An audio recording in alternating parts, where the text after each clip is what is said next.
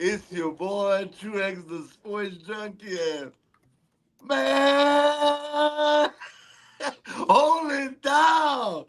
Of course, we're going to get into all that good stuff in a second. But I got my brothers with me. I'm gonna pass it off to my other brother that, reps LSU. What up, C? How was your weekend? Wow, what's the deal, baby? You already know how my weekend was. You already know how my weekend was, man. I'm feeling good. I'm still riding house off Saturday, man. I don't know if y'all know it or not, but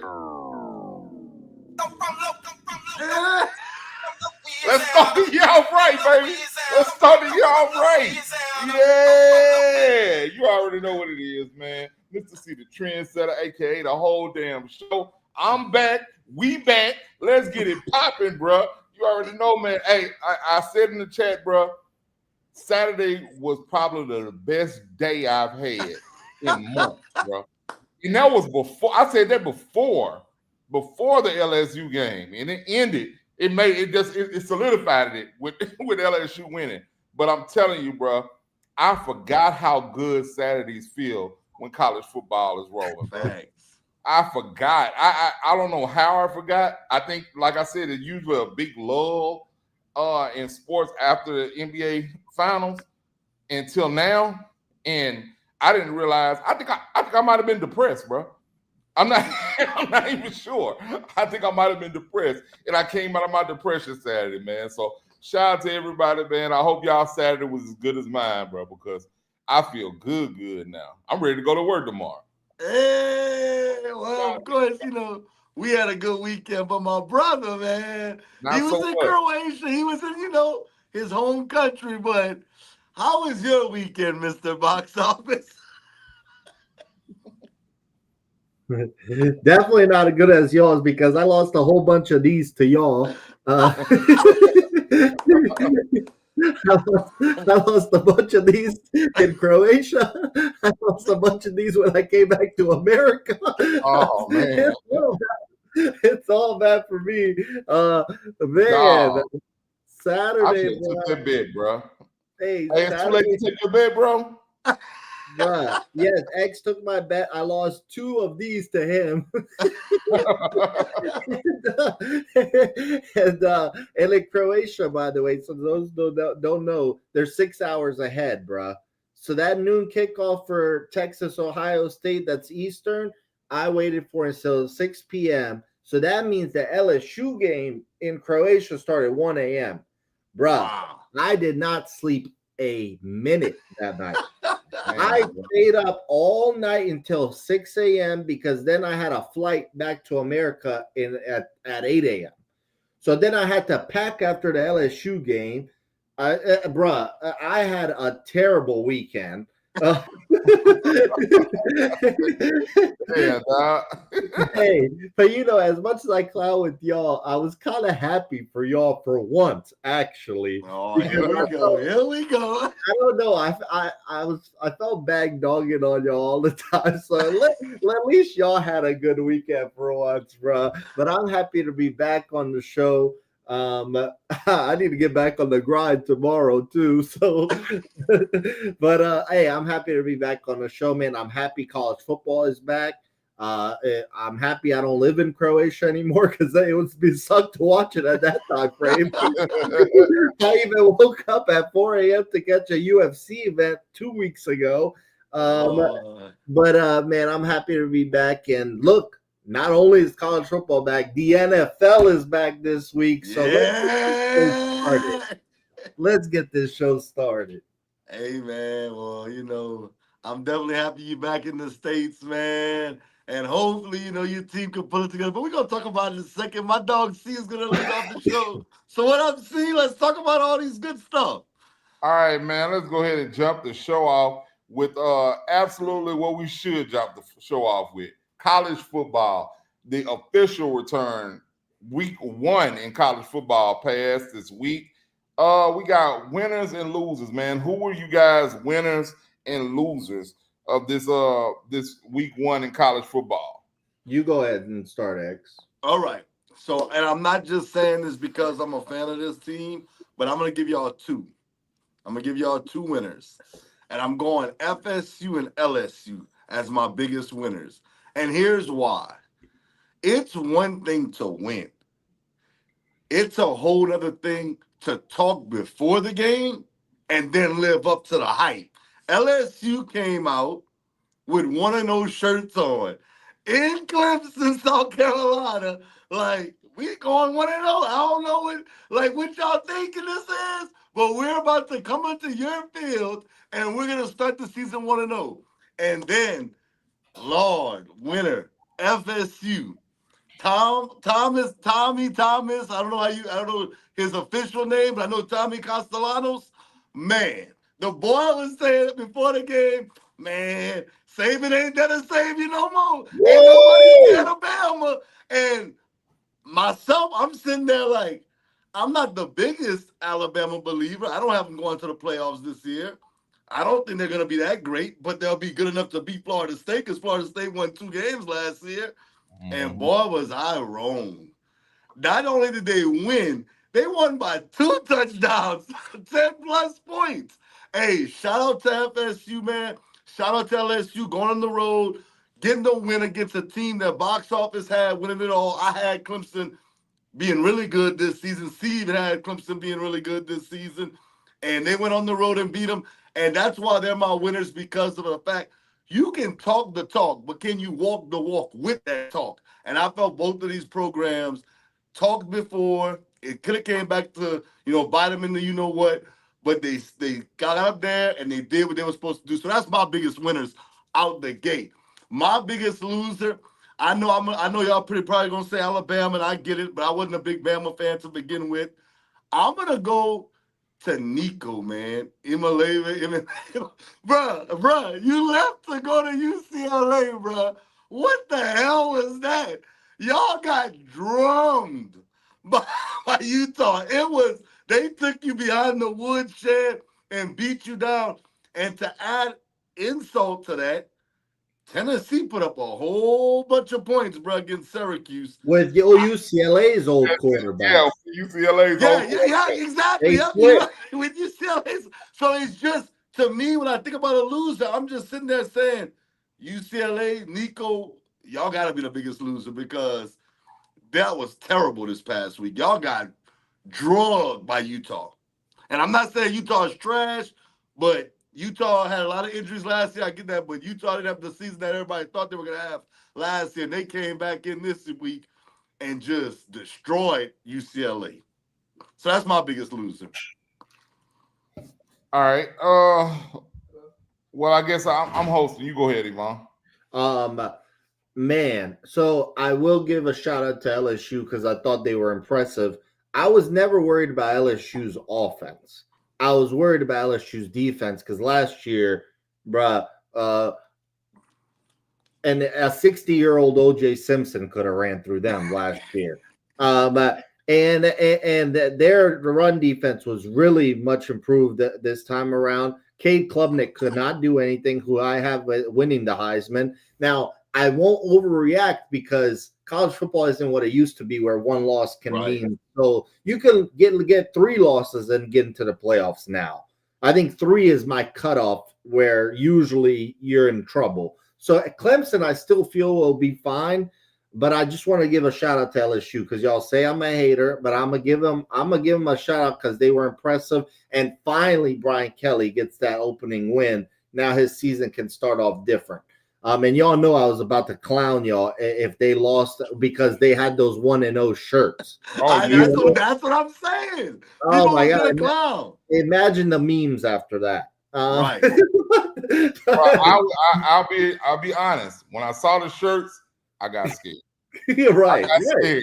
Because you're putting more pressure on yourself. Yeah, but it's good. It showed you what kind of team we got, that they put that pressure on themselves and went out there and delivered. Right. I agree. And I love that. I always say I have no problem with smack talking sports. It should exist, but you better back it up or our memes are going to destroy you. So yeah. I'm actually going to go the same route X did, though, with my winner. It's Florida State. Look, I wasn't on the show last week and I haven't been on in a while. I swear I would have told y'all that FSU was going to push Alabama to the limit. I still picked Alabama to win. I knew Florida State would be more improved, though, but they looked really good. Now Clemson's got someone to worry about in the ACC. Castellanos looks great for that offense. I always thought Mike Norvell was actually a good coach. He just had a terrible year last year, and he deserves a criticism because he went out and got Ugalele. But it looks like he chose a better quarterback this time around. Yeah. So I'm still a Mike Norvell guy. I think he's a good coach, and they deserve credit, man. They talked smack. They pushed Alabama around. They looked better. Alabama came out that first drive, scored. I'm like, man, does not look good for Florida State. But they settled down, and they looked impressive. They can win the ACC. I don't want to overreact and say they will win it, but they can. I think that they're going to be in the race. My loser is actually Colorado. I felt like Dion lost them that game. Man, they had 2 timeouts on the last drive, and he didn't use either one. I'm sitting there like, what are you doing? And then I thought when I was watching the game, I'm staying up in Croatia to watch this game. I'm sitting there, I'm like, bro, am I missing something here? And I check the next day, and a couple people were talking about, they were like, what is Dion doing on that last drive? Usually you can say Colorado doesn't have as much talent as the other teams, so they lose, or we would blame Shadur sometimes for taking unnecessary sacks. This game was on Dion. He just, last drive of the game, they're driving and they run out of time. He's not using timeouts. I just thought he was awful there. And the other reason they're losers to me is because now I don't know how good you're going to be. You lost Shadur. You lost Travis Hunter. I don't think that you're more improved offensively. I think that Colorado's in for a bad year, and we might be talking about Dion later on in the year. I thought they were going to be bad regardless, but this game they could have won, and I thought Dion held them back, honestly. So they're my losers. You could go many different directions. I know some people will say Texas, but look, at the end of the day, as a Texas fan, I'm not panicking. I think Sark's play calling was awful. He did not help Arch at all. But at the same time, Texas's defense is so good that they're going to keep them in many games, and they're going to win a lot of games for them. The offense just has to improve. The defense is as good as it was last year. And even one of the touchdowns they let up was just stupid penalties on the defense that led Ohio State to score to begin with. But I'm not panicking there yet. But I thought Florida State was really impressive, and I thought Dion let Colorado down.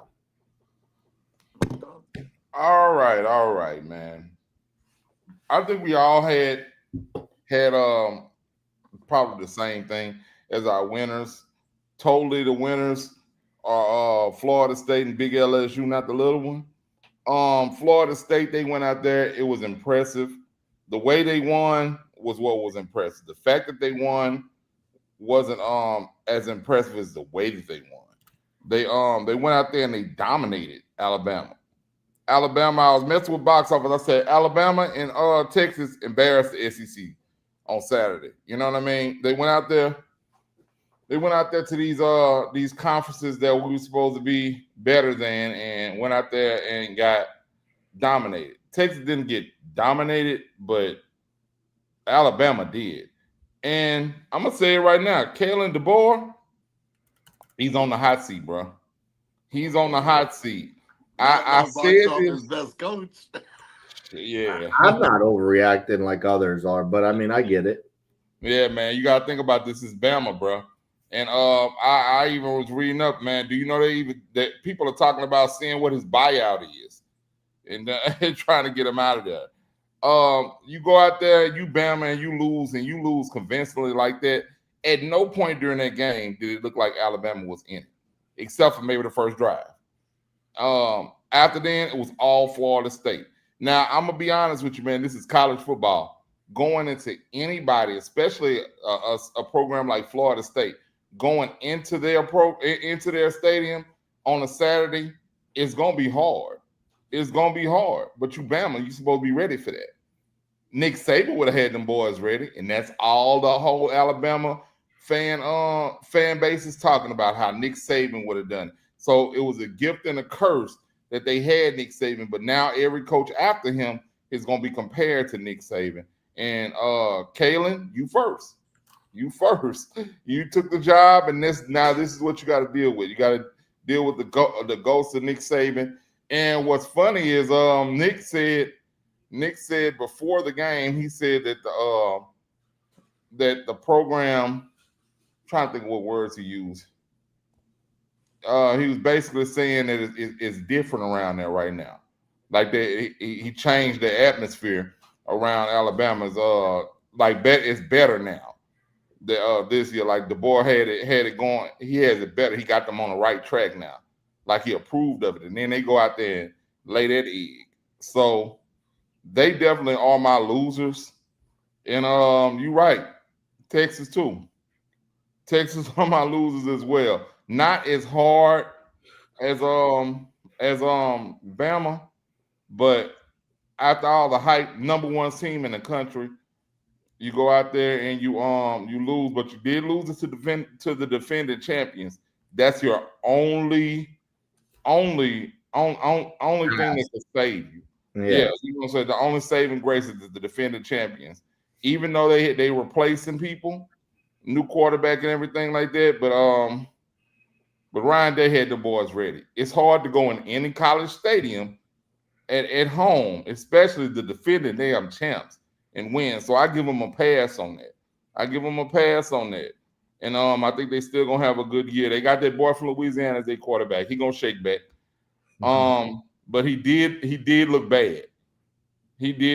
Arch looked bad in on the biggest stage he'd ever played on. He looked bad. And Sarkisian didn't do him any favors with their play calling. It just was a bad day for him. And I got one more loser. Notre Dame. Wow. Notre Dame, bro. Look, bro. I was mad at Bama. Y'all have messed up my perfect my perfect. I did a 20 team parlay.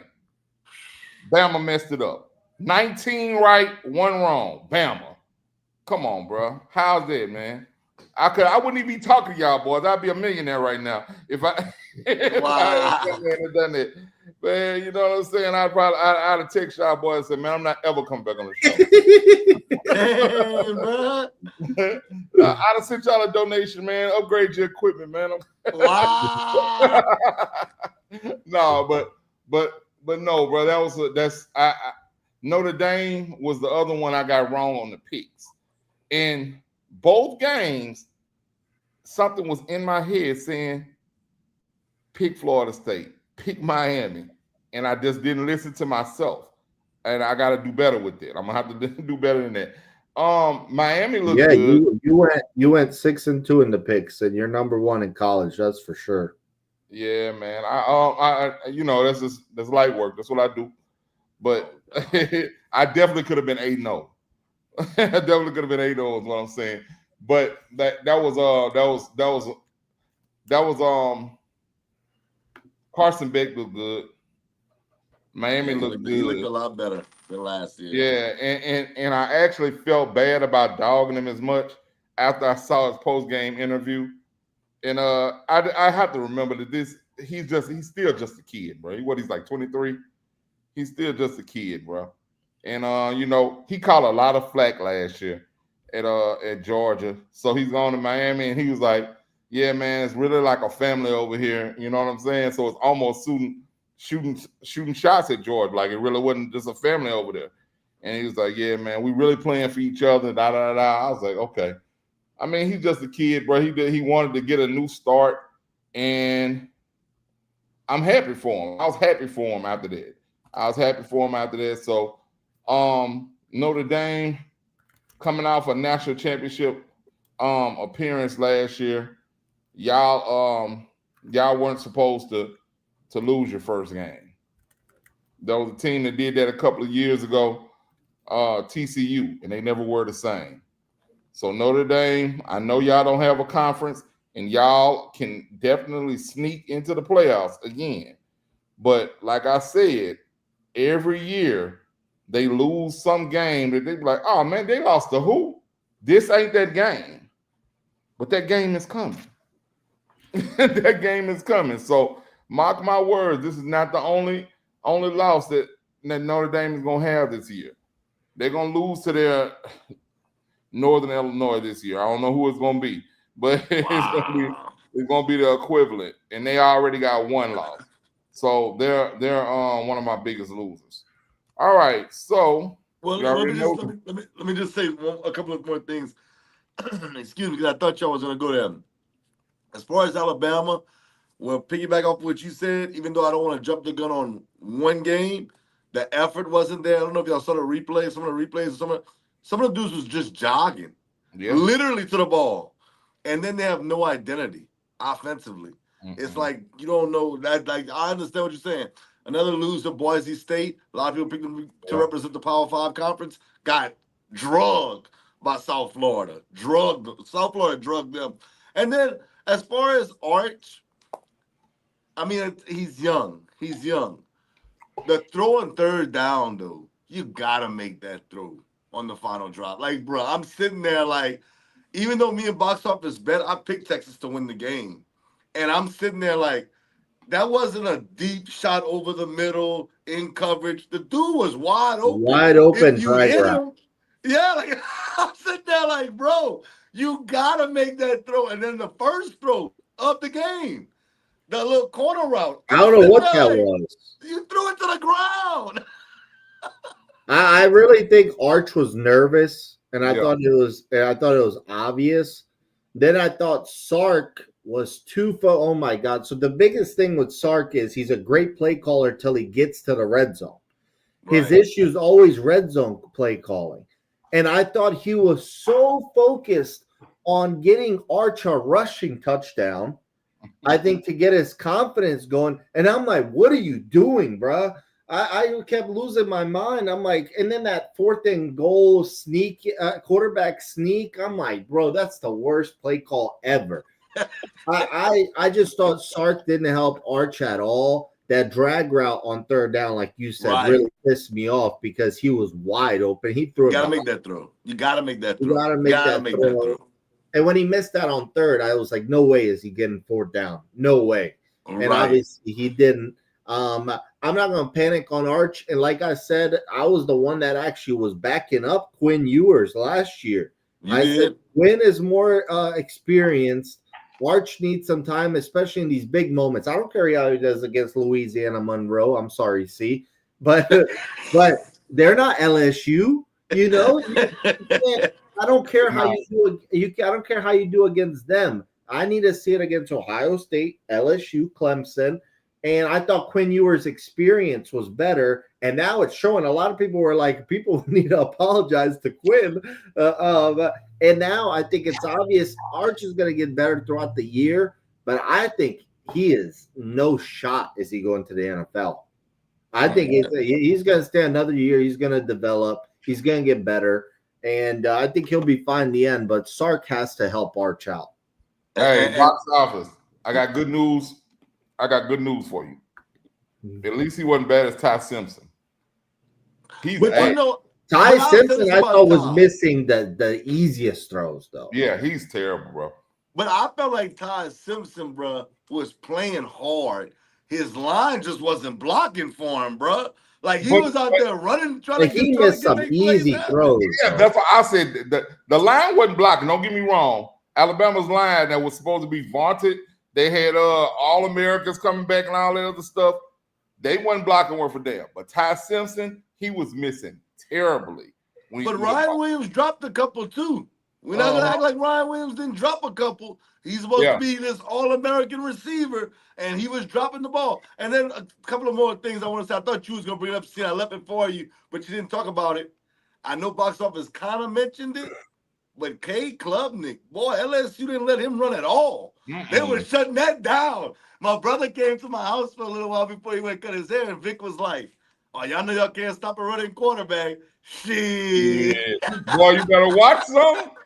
You better watch some. Hey, I was gonna get to it, man. I know I dwelled a little bit on the losers, but I gotta go to the winners, right? big LSU, not the little one, man. You already know what it is, man. LSU, I think they might have they would have had the biggest win of the weekend if it wasn't for Florida State. Florida State had the biggest win visually. I guess you could say just maybe just for the casuals, but the biggest win did really go to LSU because we beat a better team. Beat a better team. We were the underdogs. We were on the road, bigger win, and made a statement. That was a statement win. Like you said, Brian Kelly had he's been there 3 years and had lost every opening game.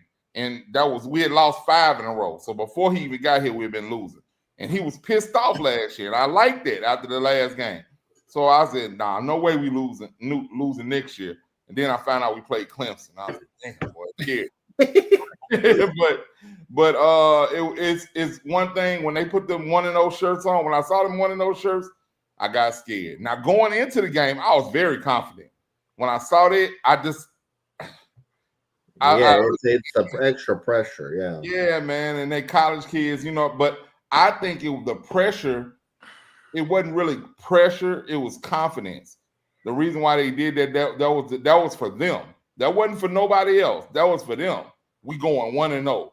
I was watching something that was then all over everything that they had in the practice facility. 1-0, 1-0, 1-0. They've been focused on this one game. The bad thing is, now that you done won this was not the national championship. Right. You got so many more games. The good thing is, that was the hardest game on our schedule. You done won the hardest game on our schedule. So now, not saying we're going to go undefeated, but there's a chance.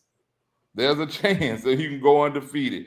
You got a couple of games. Y'all got Florida in 2 weeks. Yep. Yeah, got Florida, but we got them at home. We got them at home. And I think that team that showed up Saturday shows up at Florida. We're gonna run through Florida. I also want to go ahead, see. The way that we won the game is what I was so impressed with. We won it because of our defense. We ain't had a good defense to speak of since probably 2019, 2020, right? So this is Blake Baker has turned it around. I told you that. Blake Baker. Right now, if it doesn't fall apart, it does look good for now. But the thing is, what happened was, Bryce Underwood. I like to tell you, thank you. Congratulations on your win in Michigan. Thank you for taking your ass up there. You left us with that $18 million to spend, and we spent it well. We bought defense. We bought defense and we bought offensive line.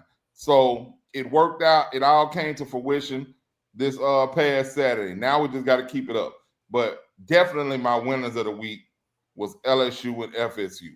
FSU, of course, man, you won 2 games last year. You went out, you had an undefeated regular season the year before last, didn't make the playoffs, then followed it up by a 2-win season. Now you jump right back on the map by beating Alabama. Game 1. I think that did so much for their program. And it exposed Alabama for who they really are right now. It's I watch a podcast called After Further Review, and the guy, he does a segment. It's an LSU podcast. He does a segment called Alabama is Burning. Bama is burning. That's what he called. And he just celebrate every time Bama do something dumb or anything going back. Ever since Saban retired, dude has been going crazy. And right before we got on the show, he was celebrating. He's got Bama is burning. Like he had a thing to where he looking like the devil. It's cool. But I really agree with him. Hey, Bama, without Saban, y'all not Bama like that. Y'all not Bama like that. And it's all coming down now. It's all coming down now. So I'm happy to see it, really. Bama been a thorn in my side for the last 15 years. So that's what they get, man. Go to hell. It's been a long time, huh? Yeah, it has, bro. Go to hell. Go to hell, Bama. I don't care. Also, a couple things I want to point out real quick. First off, I think the Cincinnati Bengals should copy LSU with the 1-0 thing because we know how they start their seasons. And then also, I want to point out something about Cade Klubnik. I could be wrong on the exact numbers. I saw it though. He's 0-4 against the SEC, 0 touchdowns and 7 interceptions. Wow. So he's actually been terrible. I mean, he played in Texas last year. I know in the playoff game, I could think of more SEC games. That Georgia, yep, you're right. The opener last year. Mm-hmm. So he's been terrible. So he's got to play better in these bigger games. But and South Carolina last year. Yep, they lost to South Carolina. Yep, but it's crazy. 0 touchdowns. That's nuts. So, but he's ran for some touchdowns, just never threw for no touchdown. Right. They also missed Antonio Williams big time. Yeah. They kind of looked lost on offense without him as well. But regardless, they would have lost that game. They weren't doing much at all. And one more thing I wanted to say to compliment LSU about, and that's Garrett Nussmeier. He didn't do. How can I put it? He corrected what was his big mistake last year. He wouldn't take what was given to him a lot of the times. He felt like he had to throw it downfield. He had to gunslinger last year. Yeah, he had to throw for 400 yards for us to win. He took what was given to him. That was the difference between the LSU offense in the second half and in the first half. First half, he was still looking for that big play. He was taking what was given to him, but I think the game plan changed till we started doing like a lot of little screen passes and stuff to just get some yardage, move the ball downfield. And he took himself out of his first mind to try to sling the ball downfield. And LSU historically, we've had these big play wide receivers to where we're going to get a big play. We're going to get a big play every game. We didn't get that big play this game. They took that touchdown off the board, which was a touchdown. That was our big play. But Yvonne don't want to say it was. Yeah, he know what I mean. But it's well. First off, I personally do not know what the hell a catch is anymore. I don't know what a catch is. Like honestly, like even then South Carolina had one yesterday with Nick Harbor. Yep. And I literally, and somebody tweeted, bro, Twitter is the funniest place on earth when it comes to sports memes, bro. Yesterday, the guy for South Carolina, Nick Harbor, wide receiver, they said Nick Harbor's gonna have to catch a ball and hold it until Friday for them to determine if it's a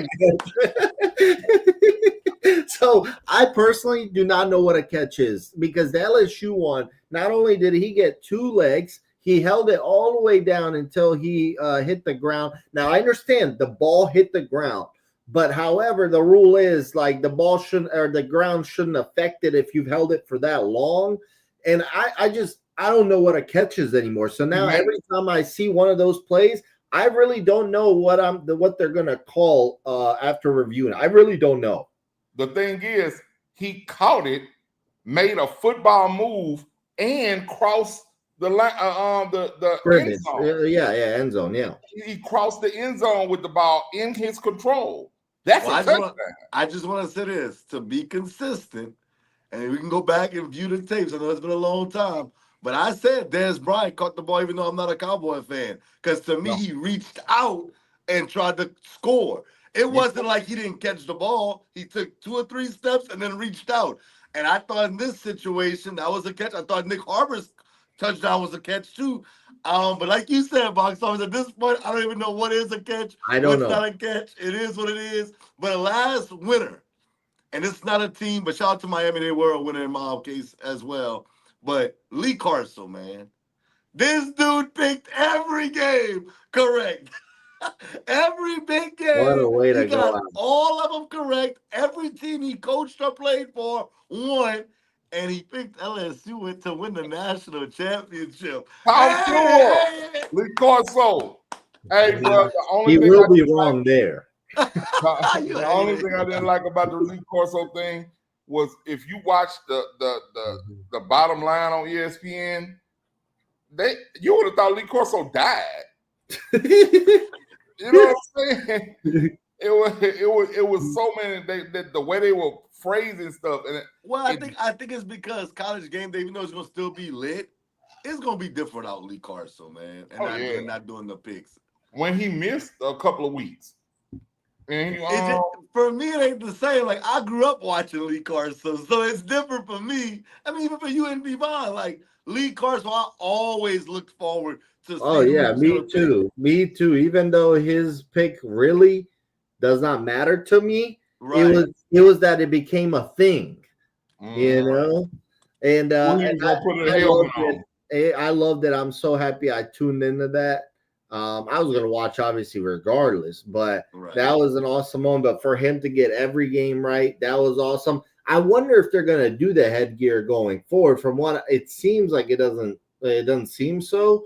But I do think it's a cool tradition. I think that they should continue going. But who would do it? McAfee? I think McAfee or Saban should do it. I do. If Saban did, I don't think Saban should do it just because Saban's he's not 70. The funniest. I get what no, yeah, he's not the most entertaining, but he's also like 70 years old, so he's not going to do this for the next 30 years. Right. Yeah. McAfee, I just think is almost expected. I think it'll be almost like a McAfee. Bro, I'm going to go and say McAfee's lame to me, bro. Really? Oh, yeah, bro. I disagree. See, the reason why I think he's lame is because I think he's trying too hard. I get what you're saying. I get what you're saying, but he is entertaining though. But I think it's a difference between being in. I think he may have started off as being genuinely entertaining. Now he's doing things to be entertaining. Right, I get it. I do agree. So I don't like that. I like if your takes or your things that you're doing are actually just entertaining. That's cool. When don't start doing shit to entertain me. I love when he starts singing, bro. That stuff be so funny, bro. Bro, and then the crowd joins in. That shit, that's hard. Bro, what was hilarious is when he was at LSU last year. I was about to say, I know where you're going. And he found that was entertaining. He was like, hey, oh, suck that tiger. I was like, bro, what? He does not give a damn because he knows ESPN needs him badly. Exactly, and that's one thing too. I don't like. I don't like the fact that he knows that, and it's almost like he uses that. And I don't mind. I don't know, bro. The main thing is I don't like nobody to do stuff that watch what I'm about to do. Looking at it, so I don't like that, bro. But I do think the headgear thing was so cool that I feel like they need to continue it. Yeah, right. Yeah, it would have to be somebody almost beloved to do. Yeah. Yeah, but I'm happy I watched the last episode of it, and it was mad cool. No doubt, no doubt. Well, see, let's go. Let's move forward, man. All right, yeah, man. My bad. We got stuck on that. All right, week 2 matchups and predictions, and the power ranking movement. I guess we're talking about more of the standings. The standings, yeah. Yeah, like who you think should be the top 5 teams? And going into week, just your power rankings. It doesn't mean that it has to be that way. It's just what you think based on what you saw. Okay. Well, obviously Texas should not be in the top 5. It's not. I understand that they lost by 1 possession, but the thing is, it's only week 1 and now week 2 that there's other teams that are still undefeated and deserving. I think Penn State should be the best team in the country for right now. Now they have it easy. They do not have a tough schedule for like another month. So I think Penn State is in a good position, and I think that they should be number 1. Also, just based on the fact that we expect them to be number 1 for a while, I think that's a good move. I think Ohio State should be number 2. After that win against Texas, I don't even mind if you say that they should be number one. Ohio State is the defending national champion. They had a huge game, and they proved it. Their defense looks good. Matt Patricia looked really good on defense. He had Sark confused, especially in the first half. He looks like a good college defensive coordinator. So it seems like he's replacing Jim Knowles at Ohio State really well as of right now. Number 3, I will go with LSU, actually. I think that LSU beating Clemson, who a lot of us had in the top 3, should make that jump after that type of win. So they deserve to be top 3 to me, in my opinion, right now. Number 4, I'll just go Georgia. Obviously, they didn't have the biggest game. They played Marshall, but hey, they did their job. They crushed them. And number 5, as of right now, I would actually go Oregon. Oregon had a good win and they're undefeated. So I think that they would jump Notre Dame, who obviously lost. So my top 5 right now would be Penn State, Ohio State, LSU, Georgia, Oregon. All right. Well, I'm not far off from what box office just said. I just flipped 2 people as far as at the end, but I got Ohio State number 1, defending champs, beat Texas, who was number 1. Gotta have them number 1. I'm not gonna bump them for that win against Texas. Number 2, and it's almost what I expect. I said I think Penn State's going to win it all, so I got Penn State at number 2 for the simple fact I just think that even though they didn't play a great team in Nevada, they dominated that game. They showed levels, and I got Penn State at number 2 with box office 100% number 3. LSU beating Clemson at Clemson was super impressive, especially with the history of LSU in the past as far as the first games. They came out there, their defense looked elite. So I'm going to go with them at number 3. At number 4, I agree with them, Georgia. I got number 4, Georgia. Georgia beat Marshall, not nothing to brag about, but I expect the Bulldogs to be really good. And the only difference between me and box office is I got Miami at number 5. I think beating Notre Dame is more impressive than Oregon beating Montana State. And I'm not mad at it because I have Oregon at 6. I actually did my top 10. But I just think Miami beating a team that played the national championship game last year, and losing a guy that was number 1 in the draft in Cam Ward, replacing him with Carson Beck, even though Carson Beck didn't look great last year. They beat a team like Notre Dame. So I'm going to go Miami at number 5. I'm going to reward them for playing a team like Notre Dame on week 1 instead of a team playing Montana State. So that's my top 5. All right, man. I'm gonna go with my top 5, and I'm trying to. I guess I'll start at 5. My at 5, I'm with you, X. I got Miami Hurricanes. You beat a real team. You beat a real team in your first game. And you're gonna notice the theme in my top 5. I respect opponents. I respect the opponents you pick. So if you decide to play a cupcake your first week, don't expect me to do you no favors. Right. You didn't do yourself a favor. All right. So number 5, I got Miami. Number 4, I have the Oregon Ducks. I have the Oregon Ducks at number 4. I I wait a minute. No, I don't. I lie. I don't have the Oregon Ducks. I'm going to say because they play Montana State. If you giving them credit on that. No, I don't, man. I don't know how I did that, but I'm tripping. I actually, damn, I should have went the other way. I got the Georgia Bulldogs at number 4. They played Marshall, but what do you do with bums? You smack them around. That's what they did. They smacked Marshall around like they supposed to do. And I mean, we know what Georgia brings to the table every year. They bring to the table excellence. They won back-to-back national championships not too long ago, and they Kirby gonna have those boys ready every year. So I got them at 4. All right, this is gonna be kind of controversial. I got at number 3. I got the Texas Longhorns. Wow. I got the Texas. Wait, what? Hold on. I was like, wait, if you have I Texas lied. at No, I 3, don't, bro. No, I don't, man. I'm looking at something that I'm not even looking at my thing. I'm kind of going off memory. Number 3, I actually have the Penn State Nittany Lions. okay. I thought you was going there, but I was like, what? Yeah, I got the Penn State Nittany Lions at number 3. And it's the same thing, like I said, man. They your competition that you play, you don't get no cool points for playing Nevada and beating up on them to me.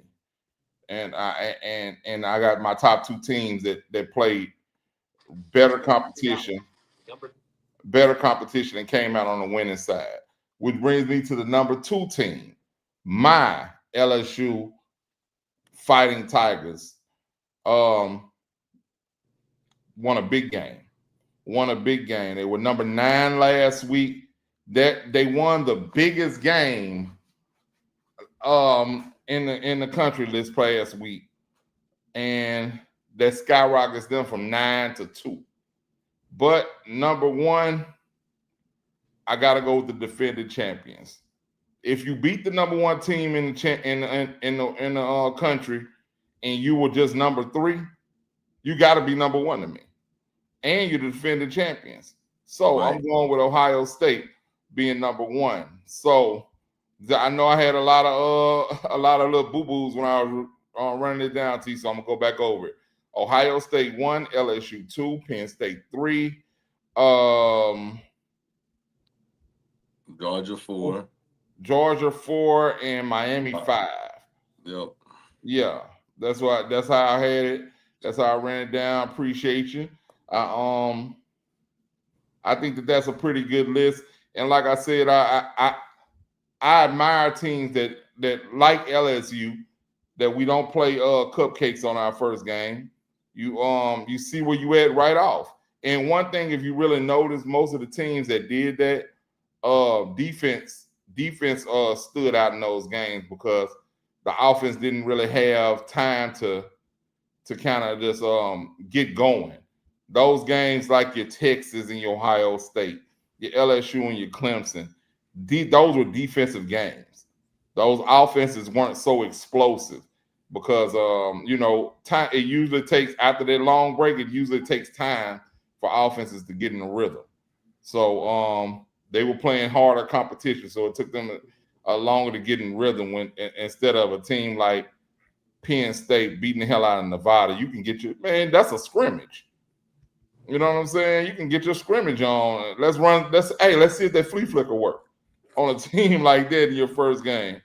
But yeah, man, that's my top 5. All right, so what do we got for the week 2 top matchups, Yvonne?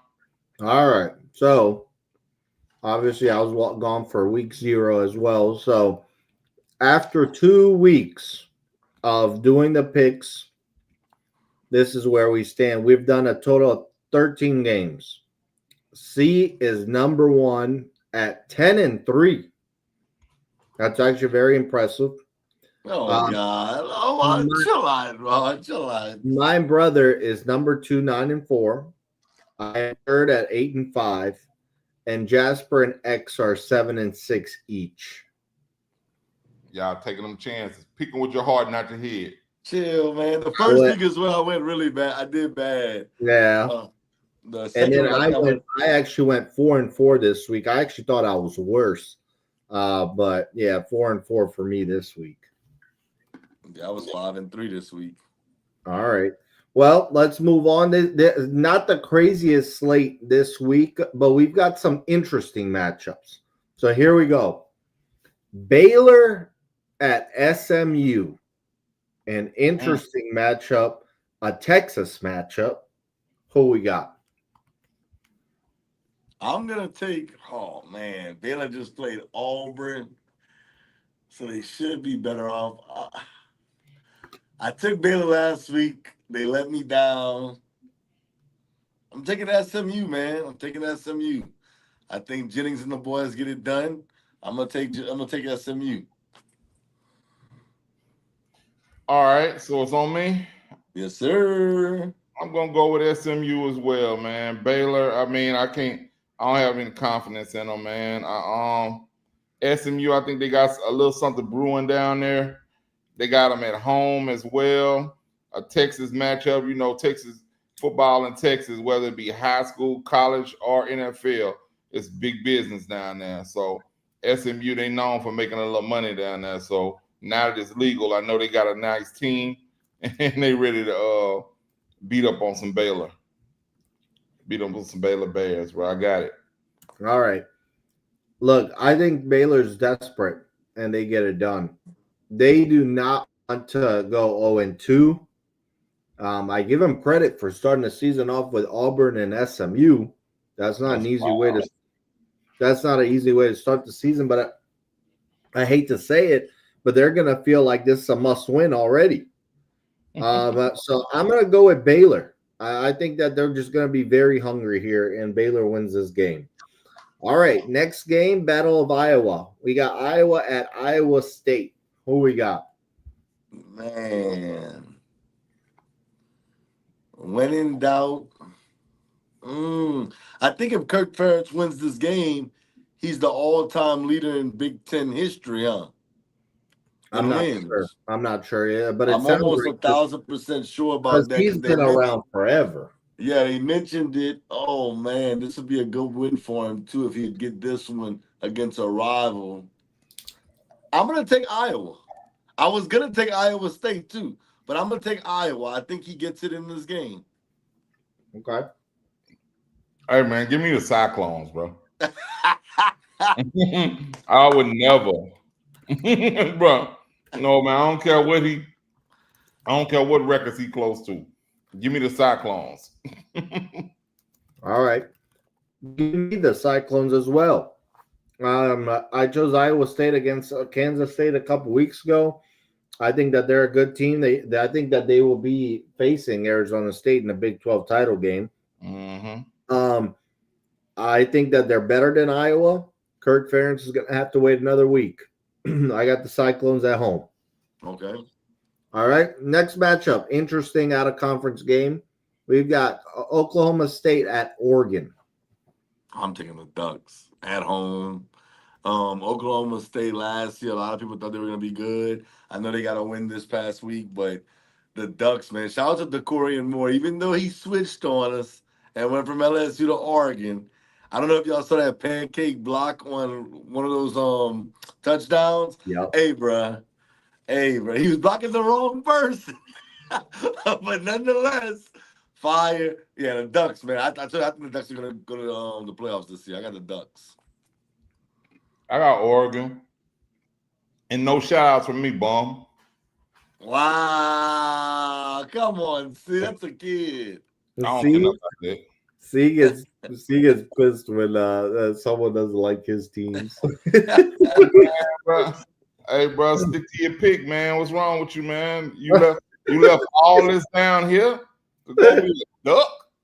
Boy, get the hell on. Good luck. Good luck with that, duck. Well, I got Oregon as well. I don't think Oklahoma State's great, but because they're undefeated right now, I thought we'd pick them. But we won't be picking them rest of the year because I think that they'll be bad. I got Oregon. All right, next game as well. It could be interesting. I mean, this is only a 6-point spread. Arizona State at Mississippi State. Another game for the SEC. Mississippi State this past week, they struggled with Southern Miss for the most of that game. They pulled away late. I just think Arizona State, man, is legit. I think they're gonna win the Big 10. So I got Big 12. I got Arizona State. I'm not. Mississippi State is in the SEC, but it's not like they're not really in the SEC, man. They're gonna lose. Give me the Sun Devils, man. Man, come on, man. That's some pure SEC stuff where you only claim the good teams. Hey, Hey, hey, don't go out there. Mississippi State was one of the teams that beat us in the last 5 years on opening day. Yeah, That's yeah, you're right. You're right. I think that was the one that got Orgeron up out of here too. Yeah, I mean, I agree. I got Arizona State. I think that they are legit. I think they win the Big 12. I love their quarterback. They're gonna win this game. I think actually Arizona State minus 6.5 is a bet everybody should do. So I got Arizona State. All right, game of the week: Michigan at Oklahoma. man, man. I'm taking Oklahoma, bro. I'm taking Oklahoma. Shout out to Bryce Underwood. Shout out to Michigan. I know what they're capable of doing, and Oklahoma wasn't good, very good last year, but Oklahoma, man, Mateer looked decent this past week. I know it wasn't a great competition they were going up against, but I think being at home, you're asking Bryce Underwood to do a lot. We just saw Arch Manning struggle in the horseshoe. I just think going to Norman is going to be a little bit overwhelming for Underwood. So I'm going to take the Sooners. Hey man, well I just told y'all about if you're gonna leave LSU, how I feel about you. Hey, bro, I got Oklahoma, Boomer Sooner. Bryce Underwood, you finna get your ass tore up over there in Oklahoma, man. You should have stayed with your pick, bro. You should have stayed down here in the boot. And now you finna see what it is to really deal with this SEC type of competition. Maybe that's what it was. Maybe he was running for the competition. Now he got to run against. I ain't gonna say Oklahoma's the best, one of the best SEC teams. But I think they're good enough to beat Michigan this year with the freshman Bryce Underwood as their starter. But I think Oklahoma would be dramatically better than they had been last year. So I got them. I got them over Michigan. I've got Oklahoma at home as well. I think Michigan's still a year away. Yeah. I don't like betting on freshman quarterbacks. Bryce Underwood has potential to become great, but it's too early. Mateer's got he's got experience. This game is in Norman. I think Oklahoma is improved. I think Oklahoma would beat Texas if they played this week. In my opinion. Really? Yeah, I do think so. So I think Mateer's got is years ahead of Arch right now, in terms of experience and everything. So I like their quarterback position right now. So I would go. I'm going to go Oklahoma based on quarterback experience. They're at home. I think Oklahoma gets it done. That's all our picks this And week. that's it. This week is not the craziest slate. We've got an easy one. If you see a game sticking out, let me know. But from what I could tell, I thought these were the best 5 games for this week. You're Okay, I not got a picking question. Grambling and Ohio State? Come on, man, stop playing. I got a question for y'all as far as who can pull. I want to know who y'all think has the best chance of pulling the upset. Okay, do Grambling. y'all think? No. Do y'all think Duke could beat Illinois this upcoming week at Duke? No. You got Kentucky at home versus Ole Miss, and then last but not least, South Florida just put a drumming on Boise. This week they go to the Swamp and play Florida. And Florida plays LSU next week. Will they be looking ahead? Nah. What was the second matchup? Kentucky and who? Kentucky and Ole Miss. See, I'm going to go with that matchup because Lane Kiffin could beat this year's LSU one week, and then that next week he'll lose to Kentucky. So Ole Miss always lose that game they shouldn't lose. And I will go with Kentucky could possibly pull it off there. I'm not going to jump on a South Florida bandwagon yet. Maybe Boise should this year. So that's my take there. With Duke's quarterback, I need to see more. So I'll go with Ole Miss, Kentucky. He actually comes from Tulane. He Yeah. played at Tulane last year. I think it's Duke over Illinois. I know that Illinois probably might get the dub, but I think Duke has a shot, y'all. I really do. Mensa threw for over 300 yards. I know it was a cupcake game, almost 400 yards and 3 touchdowns. That's the one I would say is because I watched him last year at Tulane. He can play. I got the Kentucky game. Do I think that's the best chance of the upset? I don't think that they're gonna win, but Kentucky 1-0. They playing at home, and quiet as kept. Kentucky plays pretty good at home, bro. They play pretty good Yeah. at home. So I think they're gonna give them a good run for their money. I just think that Ole Miss, they still have enough to beat Kentucky.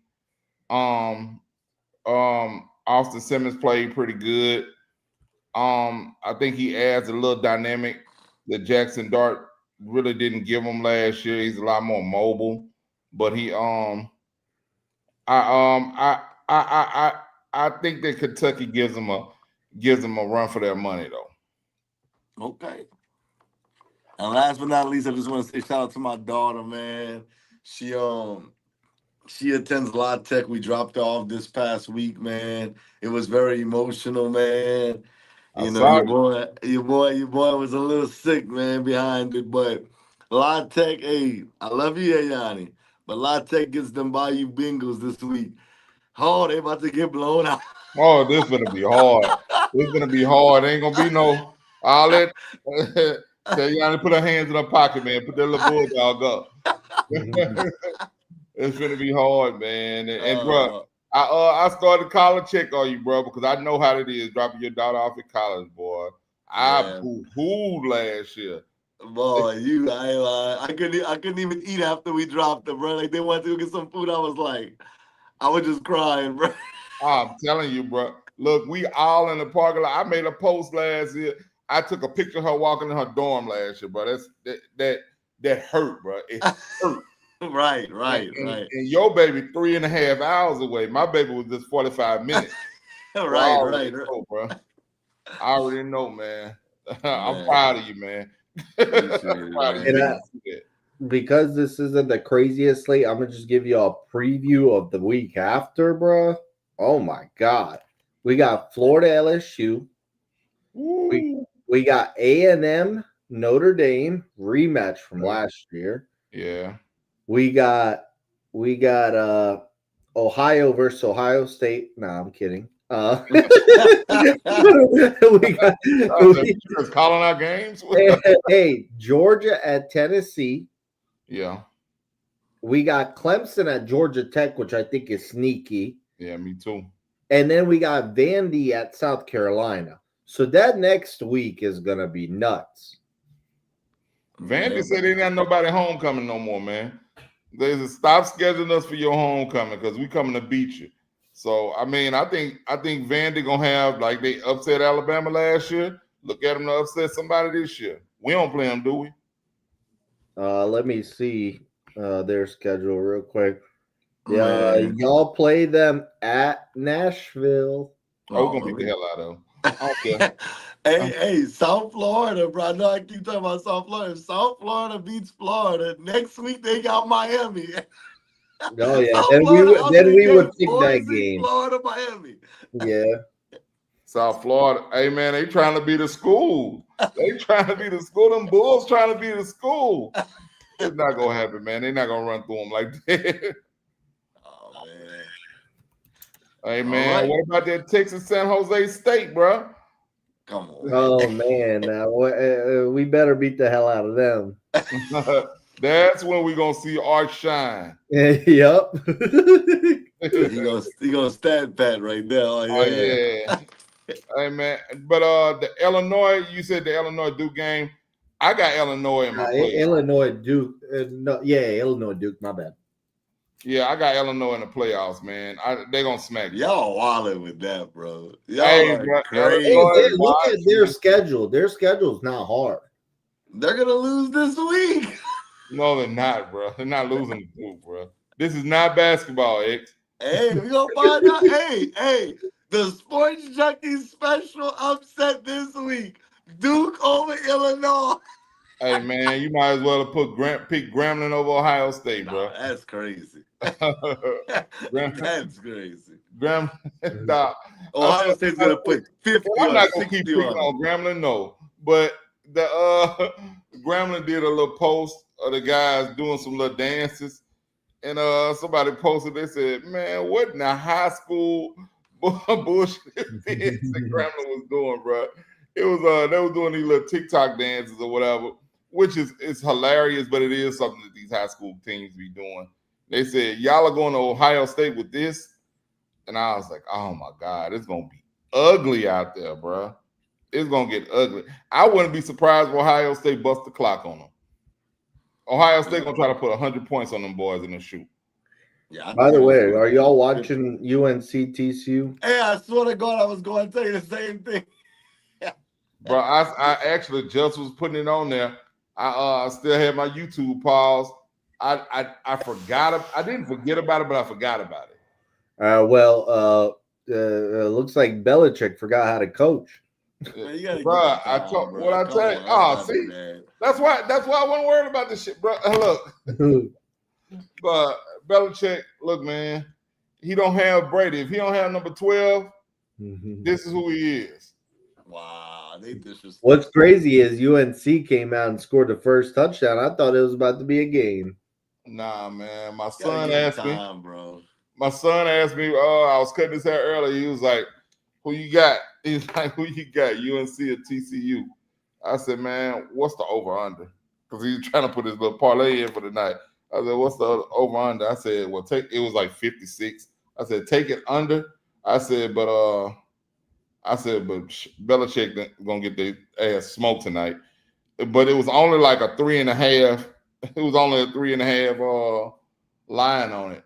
But I just knew he doesn't have. He definitely doesn't have the players he needs yet.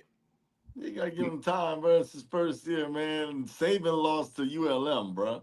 Yeah, We're not gonna do that. Come on, yeah, man. bro. We was in Miami when he lost his ULM, bro. I We don't know. sure was. You're right. Yeah. Yeah, man. I remember watching in the hotel. We was about to go out. I was like, "Oh my God." That was crazy. I said, "Boy, Bama's gonna be horrible under Saban." What the hell was I thinking, bro? All right. Well, last day I just want to say before I know you gotta go to the next topic though. See, we gonna do like a player of the week. Everybody has a player of the week of what happened this past week. We saw, a lot of good football. Everybody's excited. Y'all want to give y'all player of the week real quick? I started off, man. Well, continue with my theme. I'm going with Mansour Delane. Hey, game ball, game Hey, ball. bro, that he had been locking people down the whole game, and then when he picked off the pass, that he secured my game ball. What we doing? Game ball, or we give him helmet stickers? Do game ball. There we go, game ball. He's getting my game ball for sure for that because we have us a lockdown corner. You know what I'm saying? That's what we needed. We have been doing bad in the secondary for the last few years. Um, hey, we did good in the portal.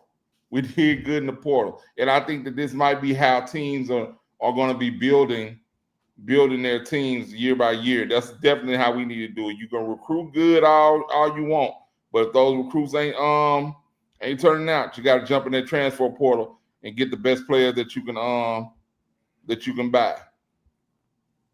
And Mansour Delane definitely proved that he was worth the money this first game. All right. My game ball goes to Tommy Castellanos. Hey! Talk that talk, and he walked that walk. Had a crazy rushing touchdown at one point. I just thought his confidence showed on the field. This was a huge win for Florida State. I'm going to go Castellanos. I'm 1,000% with the box office on this one. Castellanos was my player of the week. I give him my game ball just because like I said, you talk the talk, you walk the walk, and you beat a team that nobody outside of Lee Carso I didn't see nobody pick the nose to win that game. So that's why he's getting my game ball, almost like 200 total, 230 total yards, somewhere around there. Crazy. So yeah, with a touchdown. So I'm gonna go Castellanos as well. All right, I think that's it for college football this week. All right, man. Let's go ahead and let's move over to the NFL. Yeah. It's back. I'm still partying from Saturday, baby. Yeah, Woo! man. Well, before we jump into the NFL complete box office, gave us a little update before we jumped on the show. What we had to transition us into the NFL, bro? What'd you say? What Yeah, was that the you were telling topic. us? The topic. Yeah. Oh, well, we had a huge NFL trade while I was in Croatia. Mm-hmm. And that trade was Micah Parsons Absolutely. going to the Green Bay Packers for 2 first-round picks and Kenny Clark. What are y'all's opinions on it? Because if I've been in Croatia, I don't know what day of the week it is. Last 3 weeks, I think this happened when after the show, right? Or was that when y'all had the last show, or what? We actually didn't do a show last We week. I didn't do want a to show last. apologize for that because we had some technical. I dropped my daughter off and I stayed out there, so it kind of threw us Okay, all off. we haven't talked about it yet. So, Right. how shocked? What? Who won the trade in your opinion as of right now, and just your overall thoughts about it? As You want me you to go? know, All right. I am gonna be in the minority in this one. The Dallas Cowboys won this trade. And I don't want to hear nobody tell me about Michael Parsons and Eggs. Oh, you just jumping ship. No, I told y'all a couple of weeks ago, he reminds me of Sean Merriman. I feel like he wants to do podcasts. He wants to be all over TV. And I was skeptical of paying him. I know C's thing where if you ain't gonna pay him, who you gonna replace him with? I get that. But you got Clark, a Pro Bowl player. You couldn't stop the run last year, so that should help out. And then you got 2 first-round picks. Could you have gotten more? Absolutely. But do I think Michael Parsons is going to live up to that contract? I don't. And that's no knock to him. Hopefully this does motivate him to go out there and be great. But I just don't know. Like, after Michael Parsons' rookie year for me, I didn't see you, sister. I don't know. I just feel like he's been good, but just not as dominant as he once was. And I think he's slowly but surely tailoring off. And you could sit there and say, oh, Michael Parsons was their best player. Okay, what the Cowboys won last year? Nothing with Michael Parsons. So I like the trade for Dallas. I think you add in 2 first-round picks that they're going to get from the Packers. And I know a lot of people are going to say, oh, well, Eggs, the Packers are going to be really good these next 2 years. They got Jordan Love. And I love Jordan Love. They got Matthew Golden in the draft this past. I love Matthew Golden. Jaden Reed, I know how I feel about him. I think he's a nice change of pace slot guy that can do a lot of things for him.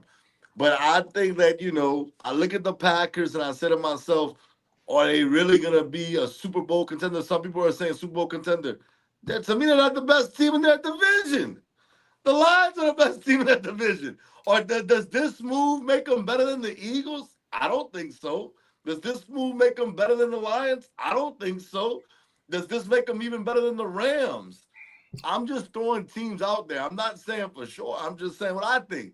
I think when we look back at it 5 years from now, I think we're going to say that the Dallas Cowboys won this trade. I'll tell you one thing. It makes them better than the Dallas Cowboys. We'll see. Hey, bro, I'm gonna go and jump in this, man. Somebody needs to go ahead and do it. My mom's an attorney, and I consulted her with it. I consulted with her with it. They can file papers to get Jerry committed, and take the keys to this car that they call the Dallas Cowboys, because he's he's not in his right mind, obviously, bro. I think what's going on is Jerry got tired of getting punked. He's gotten punked. He got punked by Zeke. He got punked by Dak, and he got punked by CD last year. And he was like, "I'm not getting punked no more. I'm not paying him. No. Matter of fact, I'm gonna trade him. Not only am I gonna give him not give him no more money, I'm gonna get him the hell out of here. I know I have the rights to him for the next 3 years, but you know what? Leave. You don't want to be here? Leave." And I think they came to their crossroads. When Micah put that statement out on social media. And after he put that out, I think it was like Jared was like, "No, he gotta go. He gotta go. You're not gonna put me out there like that. He gotta go. I lost control of him. Nobody's ever done that to him before, and he just wasn't gonna take it lying down." But I do think that his business acumen has left the building, because the reason why he got punked by all the other boys, he know that he needed them to have a chance to win a championship. I don't believe Jerry has any intentions on winning the championship anymore. I don't. Y'all might think I'm wrong. I don't think Jerry makes moves to win championships anymore. I think he just wants to keep the butts in seats and keep selling jerseys. I don't think he has any intentions on making any moves to win championship, because you don't get rid of your best defensive player if you have intentions on winning a championship. But maybe you don't think they're gonna win it this year. Maybe he knows that they're not gonna win it this year, but they can build something for the future. Bro. Hey, bro, I'm just telling you what I think, man. I'm not saying it's the truth. I'm just telling you what I think. He know they're not gonna win the next 10 years because he there. If he's still running them for the next 10 years, they're not gonna win anything, bro. He is off the rails. They ain't won nothing since the 90s. They're not gonna win anything anytime soon. He just wants but they are the most profitable franchise in sports, right? So he just wants to keep it there. That's what he is. He's not trying to win anything. He's just trying to make a little money. So I look at him and I actually look at it as I think it makes the Packers better, but no, it doesn't make them better than the Lions. It doesn't make them better than the Eagles. But it does make them better. I could see them giving the Lions a run for that money for that division now. I can see that happening. But it's now just depending on, now they got their quarterback on offense and defense now. So talk about building. They're building over there in Green Bay. That's what they're doing. They're building over there in Green Bay. So I think it was a great move. They let Jair Alexander leave too. Yeah, but hey, bro. So I mean, bro, to be honest with you, it's a reason why Michael Parsons is getting all that money. That's outside linebacker, defensive end. That's a premium position. That's a premium position. They get paid a lot of money for a reason, and they get paid more than cornerbacks. So I think you lose Alexander, you gain Parsons. I think you're all right. You can find a DB faster than you can find a hell of an edge rusher. So I think it was a good move. Clearly, I think that the Packers won. I think the Cowboys are going to be. They might finish last in their division. They might finish under the Giants. Bro, you wild, bro. They may finish under the Giants, bro. I don't like Dallas at all. But with them, you thought they were going to make the playoffs? I thought they'd be better than the Giants for sure. Okay. Now I don't know. Okay. I'm with C here, and I knew that X would feel the way he felt about this trade when it happened, because he's been talking about the Sean Marion comparison for a while. Look, Micah Parsons just because you don't look like the best defense player in the league does not mean you know you're underachieving. He still has 12 plus sacks in every season he's He does for played it. sure, for sure. He does. He does. And I understand he's disappeared in big games at times, but at the end of the day, bro, he's their best player. When I think about the Cowboys and who their best player was, to me, it's Micah Parsons. CD's great, but other Yeah, I than think those, CeeDee Lamb's their best player. but even if you go other than those two, they have nobody. I thought that the Cowboys weren't going to make the playoffs last year. I was right. I didn't think they were going to make it this year. Now I definitely don't think they make. I think they're going to be an embarrassment this year. I see 7 wins tops. I think that they're that bad. Yo, wow. Yo, Um, wow.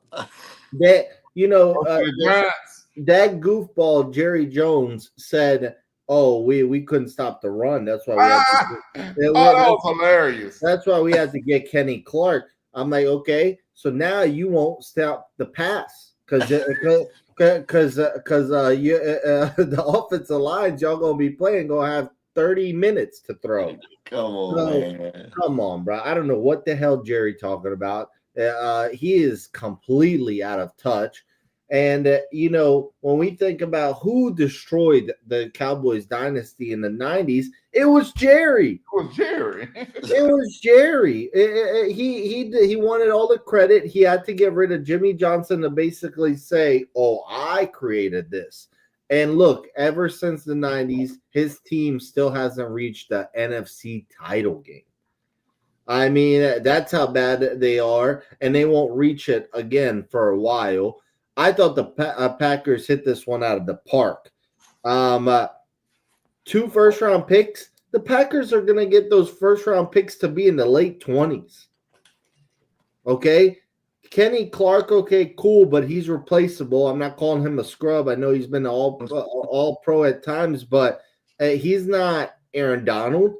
So come on now. Well, I thought I was also not shocked. I was shocked at where he ended up. I was shocked he went to Green Bay. I thought also Jerry made a mistake there. Trade up to the AFC. What are you doing? I thought the team that should have gone for him was Buffalo. Buffalo should have made this deal. They could have done the exact deal Green Bay did. I thought maybe Buffalo didn't know about it. Maybe Dallas reached out to Green Bay. I don't know. But the point I'm trying to make is I don't think the Cowboys did well in this trade. I think that they're going to be 2 late round picks that will not equal Micah. Micah will make the Green Bay Packers defense good. They could possibly win that division now. They really could. So I think that the Packers won this deal. And when we look back, I think they could get a Super Bowl appearance in the next 3 years if Jordan Love can become what we expect him to be. Well, yeah. Lord Jordan Love, yeah. That's the key, though. Jordan Love, we still don't know who Jordan Love is, I feel like, because he's been hurt.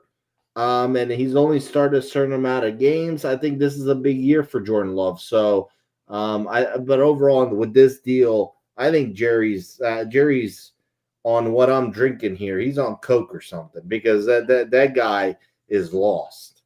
Well, his old ass nose will fall off. He snorts some Coke, bro. Hey, let me tell you what's wrong with him, man. He actually should have traded. He should have traded him to the Bengals. Got Trey Henderson. That would have made more sense. You get him out of the NFC. You get back Trey Hendrickson.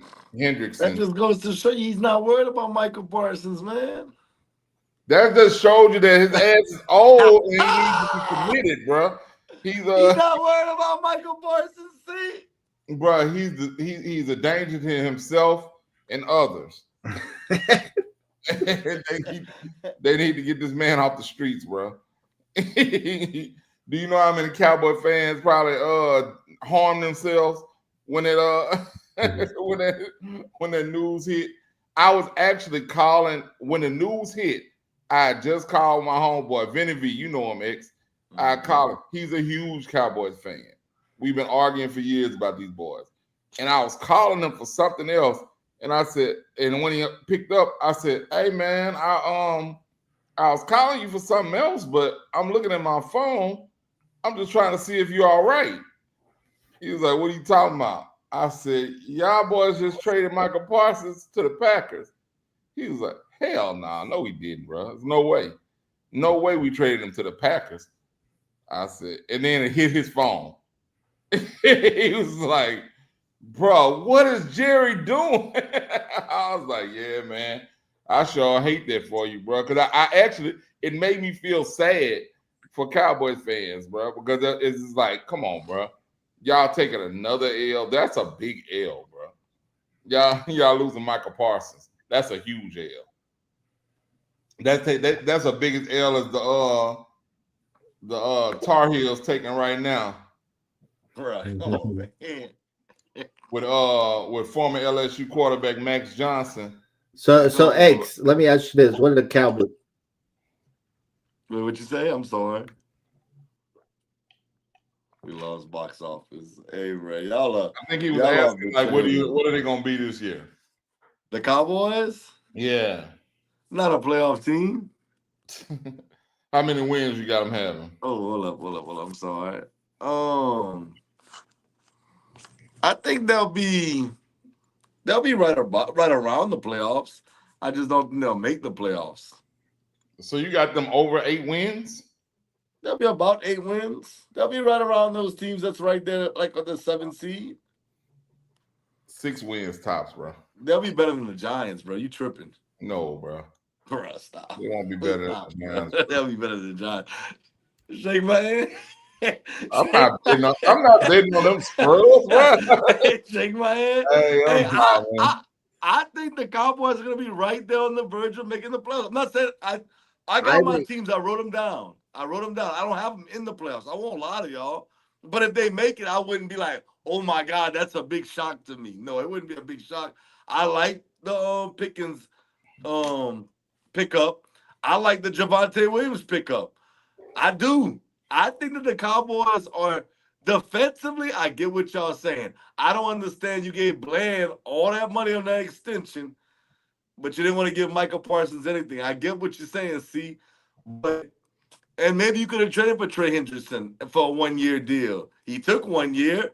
I get all that, but I just don't think they're that far off. They'll be better than Giants. They'll be better than teams like the Saints. They'll be better.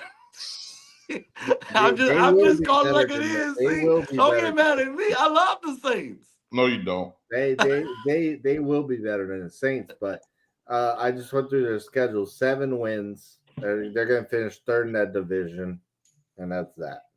Well, 3rd in that division is not bad. They're the defending champs. There's 4 teams, man. I'm just saying. All right, that's all good. I got my picks right here for everything, right here. So we're gonna pick all that stuff right in a few minutes. Woo, Max Johnson airing that thing out. hey man. Belichick gotta quit, bro. Belichick on that campus looking for girls, bro. He not on there coaching. Come on, bro. Oh, he ain't fooling me, man. This is a lack of team to find another young tender thing, bro. That's his thing now, bro. Bro, all right, I'm sorry. Let's keep the show moving, man. Okay, so we're gonna jump into our week 1 picks. Do y'all want to pick the week 1 picks, or y'all want to pick who makes the playoffs and who's the Super Bowl teams and stuff like that? Okay, yeah. If you want to do that, we can start. We can start with We can do the awards, or we can do whatever. You can say who's gonna make the playoffs. I ain't tripping. Let's start playoffs. Y'all want me to give it to y'all? Who's gonna win everything? Okay, I'm gonna tell you the 7 teams. We'll start with which one? NFC or AFC first? Go NFC first. NFC. The 7 teams that will make the playoffs I'm not okay. I'm gonna just say the division winners first. I got the Lions winning the North. I got the Eagles winning the East. I got the Bucks winning the South. We already went through all this, but I'm giving it to you now. I got the Seahawks winning the West. I know y'all probably like Aces walling with that. I got the Seahawks winning the West. Man, you gotta stop with that. And then and then my 3 wild card teams, I got the Commanders, the Rams, and then the Packers. And don't be surprised if it comes down to Packers or Cowboys for that 7th seed. Don't be shocked by it, see? And it might be the Cowboys. Hey, but that's what I got coming out the NFC, the 7 teams. Out the NFC. All right, Out box the office. NFC. Go ahead. All right. So I was trying to find my predictions. I took a picture, but whatever. I'm gonna go through it here. All right. Here's my. I got the best team in the NFC will be the Philadelphia Eagles. I got them Okay. win the East, number 1 seed. Number 2 seed will be Detroit. I'm still big on Detroit. I think that they win the North. The number 3 seed will be the Rams. And they win the West. And the 4 seed will be the Bucks. That leaves what? Three more playoff teams. Yep. I will go with Green Bay, 5th seed. 6th seed Washington, and give me the Cardinals as the 7th seed. Wow, you talking about me, the Cardinals? Oh, I think that they end up the second best team in that division. The Niners miss it, the Seahawks miss it, the Cowboys miss it. Obviously, I think y'all Saints are gonna be terrible. So that's it for the NFC with me. Yeah, no one else in the South makes it. Yep, that's my. we got the same 6. The only thing is the 7th. He has the Cardinals. I got the Seahawks. I just have the Seahawks winning the division. You got the Cardinals making it as a wild card. All right. So let me fix y'all's picks, bro. Okay. All right. So I've got the Eagles and the Commanders making it out of their division. Who wins the division? Eagles, man. Eagles win the division. Okay. I have the Lions and the Packers coming out of their division. Who wins that division? Lions. I have the Bucks winning the South.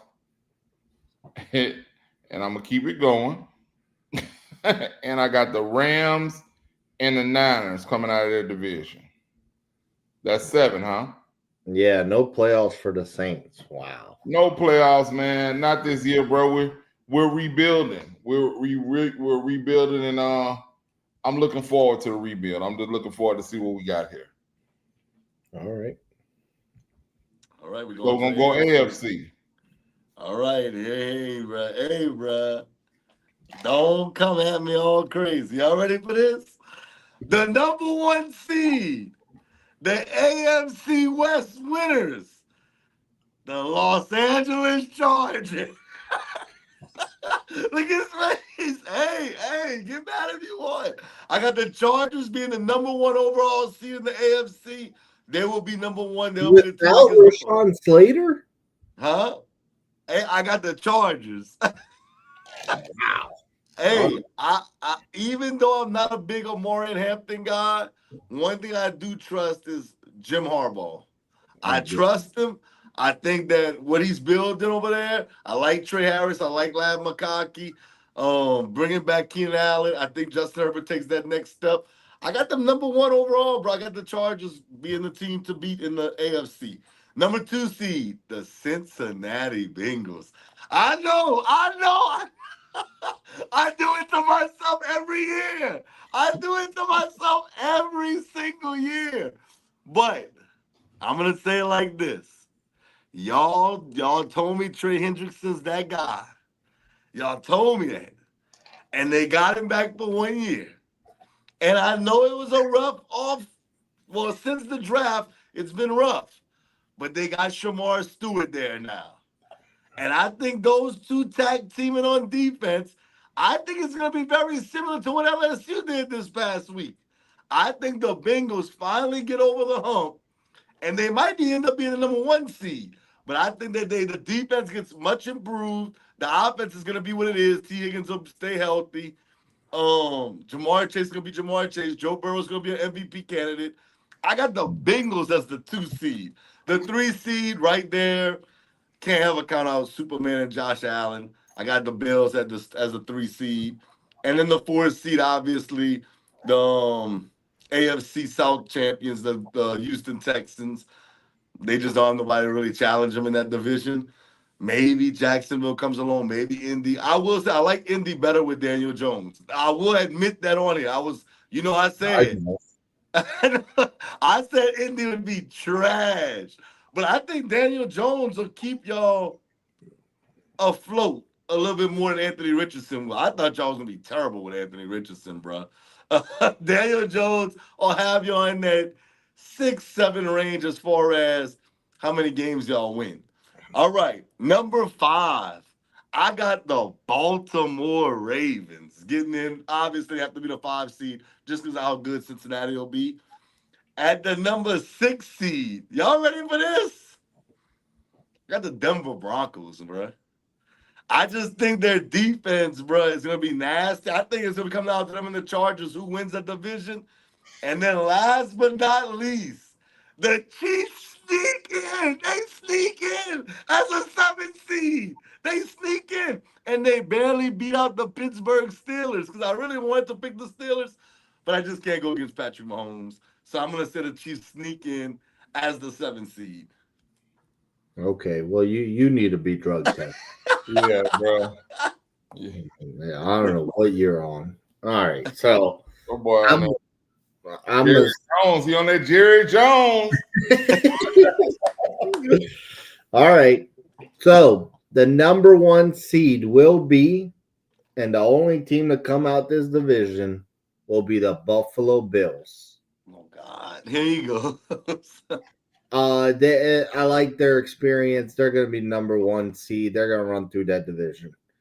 The number 2 seed will be the Houston Texans. Wow. I think that the Texans have a huge year, actually. I like their additions. I like the division they're in for them. So I think that the Texans have a big year. The 3 seed, now this is my big news, will be the Pittsburgh Steelers. Wow. The Steelers keep drinking that Kool-Aid of Aaron Rodgers. You keep drinking it. This is my last time ever drinking it because this might be his last year. I like Mike Tomlin more than any Jets head coach ever. And Rodgers gets another year off to Achilles. I like their additions. Jalen Ramsey, TJ Watt got re-signed. I think Jonnu Smith could have a year. Metcalf. So I like what the Steelers did in the offseason. They're the number 3 seed. And the number 4 seed, man, I'm still gonna go with the Chiefs. I really want to go Chargers or Broncos, but I can't go there. Rashee Rice is suspended 6 games. I don't think it'll matter. I think that they made it to the Super Bowl without him anyways. In fact, he might need those 6 weeks because he's still coming off ACL. So I got the Chiefs as the 4 seed. I will go with the 5th seed being the Denver Broncos. The 6th seed being the Baltimore Ravens, and the 7th seed being the Chargers. The Rashawn Slater thing really hurts the Chargers, bro. I understand you throw Joe Alt into the left tackle instead of right, but then who are you putting on the right side? I just think that Rashawn Slater is a big, big loss, and it comes at the wrong time for the Chargers. I think that the Chargers will be better next year. But I think that they're still good enough to make the playoffs. The Bengals will miss it. They will miss the playoffs again. You're What could crazy. what could the Bengals do different? I mean, last year they literally had Joe Burrow and Their Jamar. defense is gonna be better. They went crazy on offense last year. Didn't matter. Why is their defense going to be better? Based off who? Shamar Stewart? Yes. No. They need three. They need three more Shamar Stewarts. Their defense is that bad. Bro, That you are such a hater, bro. You're gonna be so disappointed, bro. I think that they're going to start off 1-0. Actually, they're going to beat Cleveland, but I just think that their defense is not going to hold them down. Um, so I just don't trust the Bengals like I don't trust the Cowboys in the AFC. I don't trust anybody in that AFC East besides Buffalo. I think that the Steelers, Ravens, and Bengals will beat up on each other. I will agree there. But yeah, I think the AFC is more clear cut, to be honest, than the NFC. Okay. Okay, that's your 7. Yep. All right. And my Colts miss it again because, by the way, just a quick comment on that. I'm pissed that the Colts aren't starting Anthony Richardson. He's your 4th overall pick, bro. At least find out whether he's improved or not. They brought in this bum Daniel Jones, who we know what he is. So why the hell do we keep like? I don't understand that. But it's okay. Daniel Jones will be benched by week 7, and we will finally get Anthony Richardson after that. Yeah, that'll be the problem. All right, let me correct y'all, man. The number 1 seed in the AFC, since we're gonna go by seeds, I'm going with the Baltimore Ravens. Number 1 seed in the AFC. Okay. And I don't know what both of y'all are on, but the number 2 seed will be the Kansas City Chiefs. He has Kansas City too. Yeah, That is 2 seed, is what he's saying. Yeah. Yeah, I have them 2. Oh, okay. I see what you're saying. Okay, I thought y'all what I'm thinking when the thing, the division. Yeah, I got the Ravens, Kansas City 2. I have the Bengals as a 3rd seed. They can't be the 3rd. Oh, they can't be the 3rd because they. I know what you're saying. They have the 3rd best record, but yeah, the 3rd best can't record. be the. I know what you meant. Yeah, but that and that's stupid anyway. But yeah, that's another argument. All right, so but that's what I'm going with. I'm going with 3rd best record. That's how I'm going. Okay. All right, Ravens, Chiefs, Bengals. Then you have the Bills at 4. All right, Bengals at 4. Then I got the Texans 5 and 6. I have the Broncos. Okay. And 7th, I have the Chargers eking in there. And I really think I hate to say it, but I like what Sean Payton's doing over there in Denver. He's doing a good job over there in Denver, which I totally expected it. But he's got his quarterback, and that's all he needs as a starting point. He gets his quarterback, he's gonna everything else. He's gonna make sure it falls into place. He's got he's got them boys going, and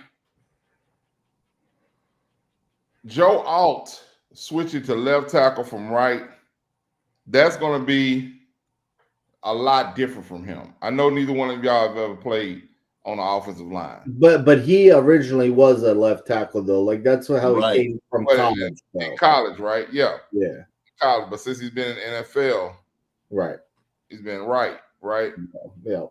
So when I played offensive line, I played left tackle. I started left tackle. In my offensive line days, it was my first year left tackle. Moved me to right my 2nd year. And I was still good, but I wasn't as good. It's just a difference. It's a difference on how the angles that you have to take. I was kind of used to the ball running behind me all the time. And it's just a difference in how you have to move your body, moving from left to right or right to left. So I think it's a lot easier for a right tackle to move to a left tackle than vice versa.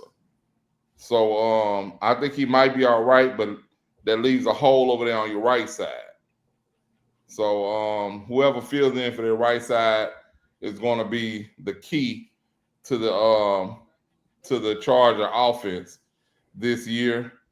And Amari and Hampton, I think he's going to have a cool year, but if he doesn't, you know, they have a very capable replacement, Najee Harris. I think they're gonna split the duties, but Harbaugh's gonna run the ball a lot, so I think they both gonna get a lot of carries this year. And I think that this is a good thing for Najee Harris. I think it's a good thing for him to show that he can still tote that rock because he's gonna be on another team next year. He's not gonna be there. He's not gonna be there, but this is an audition for him. So but I got them making the playoffs as well. And I just I don't have any faith in anybody in the AFC East except for the Bills. The AFC South, same thing, nobody but the Texans. And hell, the Steelers, I wanted to find a way to get them in there. Maybe they beat out the Chargers. I doubt it. Maybe they beat out the Chargers or the Broncos, but I doubt it. I wouldn't put any faith in your boy Aaron Rodgers. I trust him a little bit more this year with Mike Tomlin because I think he respects Mike Tomlin more than he respects anybody who ever coached for the Jets. And he's not gonna pull that same stuff that he pulled in New York or Green Bay with Tomlin or the Steelers. So you got the Bengals making it, right? Yeah, I got the Bengals the third. Wow. Third best record. That's what you got. Third best record. Yeah. I'm gonna make a switch on the fly, and I know I'm going against everything that I just said. I have the Steelers making the playoffs over the Broncos. I have the Steelers at 6 and the Broncos out. And the only reason why, bruh, Broncos defense is nasty, yeah. But I just don't love their offensive players, bro. I don't. Like, I know people are trying to hype up Cortland Sutton. I know people are trying to hype up Mims. I know people are trying to hype up RJ Harvey and these guys. I get it. J.K. Dobbins, to me, there's a reason why Harbaugh let him leave. I thought, even though he had a decent year last year, I thought it was more to do with Harbaugh, trusting in the running game. If I have to say, I'm gonna take the Steelers over the Broncos right now. I'm gonna still have the Chiefs because I just can't have the Chiefs not in the playoffs. So I'm gonna go Steelers 6, Chiefs 7. Does even with Big Evan Ingram? No. I just don't trust it, bro. I just don't, bro. Sean Payton had Drew Brees, Jimmy Graham, and them boys and didn't make the playoffs some year. So I'm not about to sit here and think in that division he's about to go. I know they got a really good defense. But they made the playoffs last year, though. Yeah, but the Saints was really good some years, and then some years they were 500. So I'm just looking. I think the Saints' offenses, you can make a case that their defense wasn't as good as this defense. I get that. Right. But I don't love their offenses, bro. I don't. I think the Steelers now with Aaron Rodgers, TJ Watt got his money. I'm going to edge the Steelers on that one. And I'm not picking them over the Chiefs have to make the playoffs. This is the Chiefs. Yeah, I have the Broncos on the outside looking in. I could be completely wrong because I think the Broncos are a good team. I think their defense is nasty. God, they're so nasty. But their offense, bro, that's not it, bro. All right, cool. So we got our playoffs. Y'all about to be shocked, baby. I love it. Let's go. Let's see who we got coming out the NFC, who we got coming out the AFC. Y'all ready for this? I'm gonna give you. Well, can we do our awards first and then give our Super Bowl pick? Whatever. Okay, I'm gonna start with Offensive Player of the Year. Y'all ready? Yeah. Jahmyr Gibbs. He rushes for over 2,000 yards this year. I know y'all gonna lose your mind. Jahmyr Gibbs over two. He has a Chris Johnson type year. He's still splitting carries, bro. We'll see. Hey, if you remember, Chris Johnson split carries his first year too. Yeah, man. I like Jahmyr Gibbs, Offensive Player of the Year. I'm gonna start there, and I'll let y'all pick your offensive player, and we'll just go from there. All right, Offensive Player of the Year, Bijan Robinson. You don't have to make it in the playoffs. That don't matter. That don't mean he can't ball out. Bruh. All right. I think he's gonna ball out. All right. Offensive Player of the Year, Jamar Chase. Okay. Triple Crown back-to-back years. Yep. Wow. Let's go LSU. All right. Comeback Player of the Year. See, you know I'm not just gassing. You know I told you this off air. Nick Chubb. Comeback Player of the Year. He will end up rushing for over 1,000 yards in Houston, and he will be the starting running back for that Houston Texans team. Okay. My Comeback Player of the Year, Aiden Hutchinson. I like it. And I'm going to tell you why I like that pick. Leads the NFL in sacks. I had him defensive player of the year last year, and he was actually doing well. Got hurt, and so I'm going to give you all my defensive player of the year immediately now, and that's Aiden Hutchinson. Well, I'm going to go with them too because I got Aiden Hutchinson as defensive player of the year. I just didn't think they would give him both awards, but I see where you went with it. Okay. All right. Christian McCaffrey. Wow. But y'all don't have these guys in the playoffs. I mean, that doesn't always matter, though. It don't always matter, but Not for comeback player of the year. I see. I understand it. But I got him comeback player of the year. Okay. Christian McCaffrey. I think he's gonna be back. I think he plays 15 out of 17 games. Okay, who's your defensive player of the year? Because we both gave ours. I'm gonna see. Defensive player of the year. Hold on, man. It's probably Trey Hendrickson. Oh, no, bro. Michael Parsons. Ooh, that's No. sick. Hell no. I actually have Myles Garrett. Wow. Okay. Myles Garrett. I just think like if you don't make the playoffs, you have to have like an all-time type year. Like Jamar Chase won last year Offensive Player of the Year, but he had a triple crown. So I mean that's different. Not everything he won it. Was it Saquon Barkley who won it? Yeah. Yeah. So but I think Myles Garrett has a crazy year. I think he has 17 more sacks. Okay. All right. We're gonna go to. I'm sorry. What you said?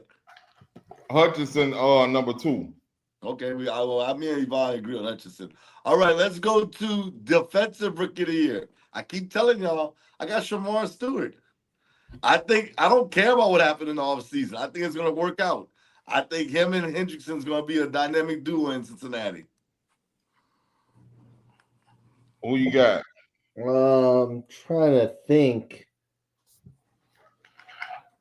You go ahead if you got somebody. I'm trying to think. I got a reason why I think that this team will be better than the Cowboys this year. I got a dual Carter. Oh my God.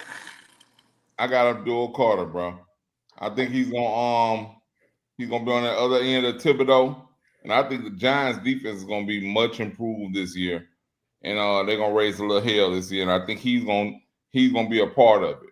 I think he's going to be a part of it. I liked him at Penn State. I like him coming into the league, bro. I think he's a baller. Okay. Okay. I'm actually gonna agree. I think Abdul Carter is the best defensive player in this draft. I think he has a good rookie year. I'm gonna go ahead. I figured Juice would go him. All right, offensive rookie of the year. The only guy I have winning the award that is not gonna be in the playoffs, and that's Cam Ward. I think Cam Ward has a really good year. I think Tennessee is gonna compete as far as being a 500 ball club. I don't think they're gonna be 500, but they'll be like seven. They'll be about 7 games. But I think Cam Ward has a good year. I'm going Cam Ward. Who is your defensive? Shamar Stewart. You did say that. All right. My offensive, I'm gonna go with Ashton Genty. Genty, I actually think it'll come down to Genty and Tyler Warren. I think Tyler Warren's a stud, but I think Genty's gonna just get the ball a bunch, and he's gonna be actually one of the bright spots of the Raiders. I got Ashton Genty. I think he's going to be the only bright spot of the Raiders, and I think he's just going to get so many touches. If you picking a running back in fantasy, if he's still on the board, grab him. He's going to get so many touches. As long as he stays healthy, he's going to be the rookie of the year. Okay. Yeah. And then the coach of the year. I'm going Jim Harbaugh. Because they're gonna be the #1 seed in the AFC. I got Harbaugh. Mike McDonald's gonna make a run for it because I do believe in the Seahawks. But I got Jim Harbaugh winning the award. All right. I am gonna go with Sirianni. I think Sirianni gets credit this year for actually keeping the team up on their toes after winning a Super Bowl. So, and I think that they have the best record in the league entering the playoffs. So, I'm gonna go Sirianni. All right. This is gonna sound off the chain for me. I got Mike Vrabel. Wow. I believe he makes the Patriots respectable this year. I believe he was the person they wanted with the job first, and it's set up for him to be successful there. They've already got their quarterback. They got a great offensive lineman in the draft.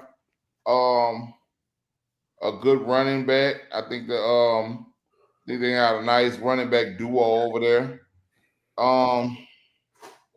Wide receivers. Diggs, I don't think Diggs has any more left in the tank really, but I think he has enough to contribute. I think they win about 5-6 games this year, and that's enough and they're gonna be in all of them. They'll be in all of their games. Okay. And last but not least, the final award, the MVP of the National Football League will be CJ Stroud. Joe Burrow. Oh my God. He goes crazy this year. Once again, one thing about Joe Burrow, we have to worry about his stats. He's going to put up gaudy numbers. He just got to stay healthy. And if he's healthy and they can win, he's going to be the MVP this year. At the end of the day, like, winning's going to trump for him this year. He's going to have the stats. Belichick sucks, bro. Go ahead. Stop, bro. It's the first year. Damn, dog, he's terrible.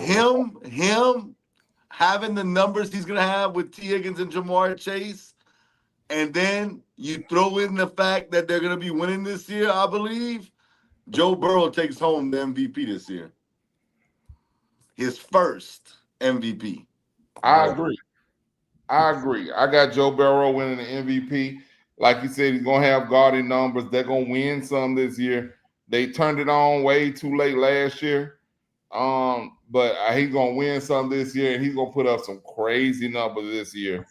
I think he throws close to 5,000 yards this year and over 30 touchdowns. And I believe he runs away with the MVP this year. and that's just that's who I got. And if you don't like it, that means you wrong and I'm right. All right. Well, I didn't know Joe Burrow played offense and defense because they're gonna need him on defensive side too. Uh, Play I think defense with his offense. I think he couldn't have played better last year, and they didn't make it. I think it's C.J. Stroud. I think it's C.J. Stroud. I think this is his year. I think that the Texans improve. I think that they run away with that division. So I think that that this is a huge year for C.J. Stroud, and he puts up gaudy numbers, gets in the playoffs as a high seed, and wins his first ever MVP. And speaking of UNCC, Twitter keeps blowing up with memes of Belichick needing Brady in a UNC uniform. Oh, God damn, this is horrible, bro. And his Wait, quarterback hold play on. is so bad. They keep saying that ironically, Max Johnson is the same age as his girlfriend.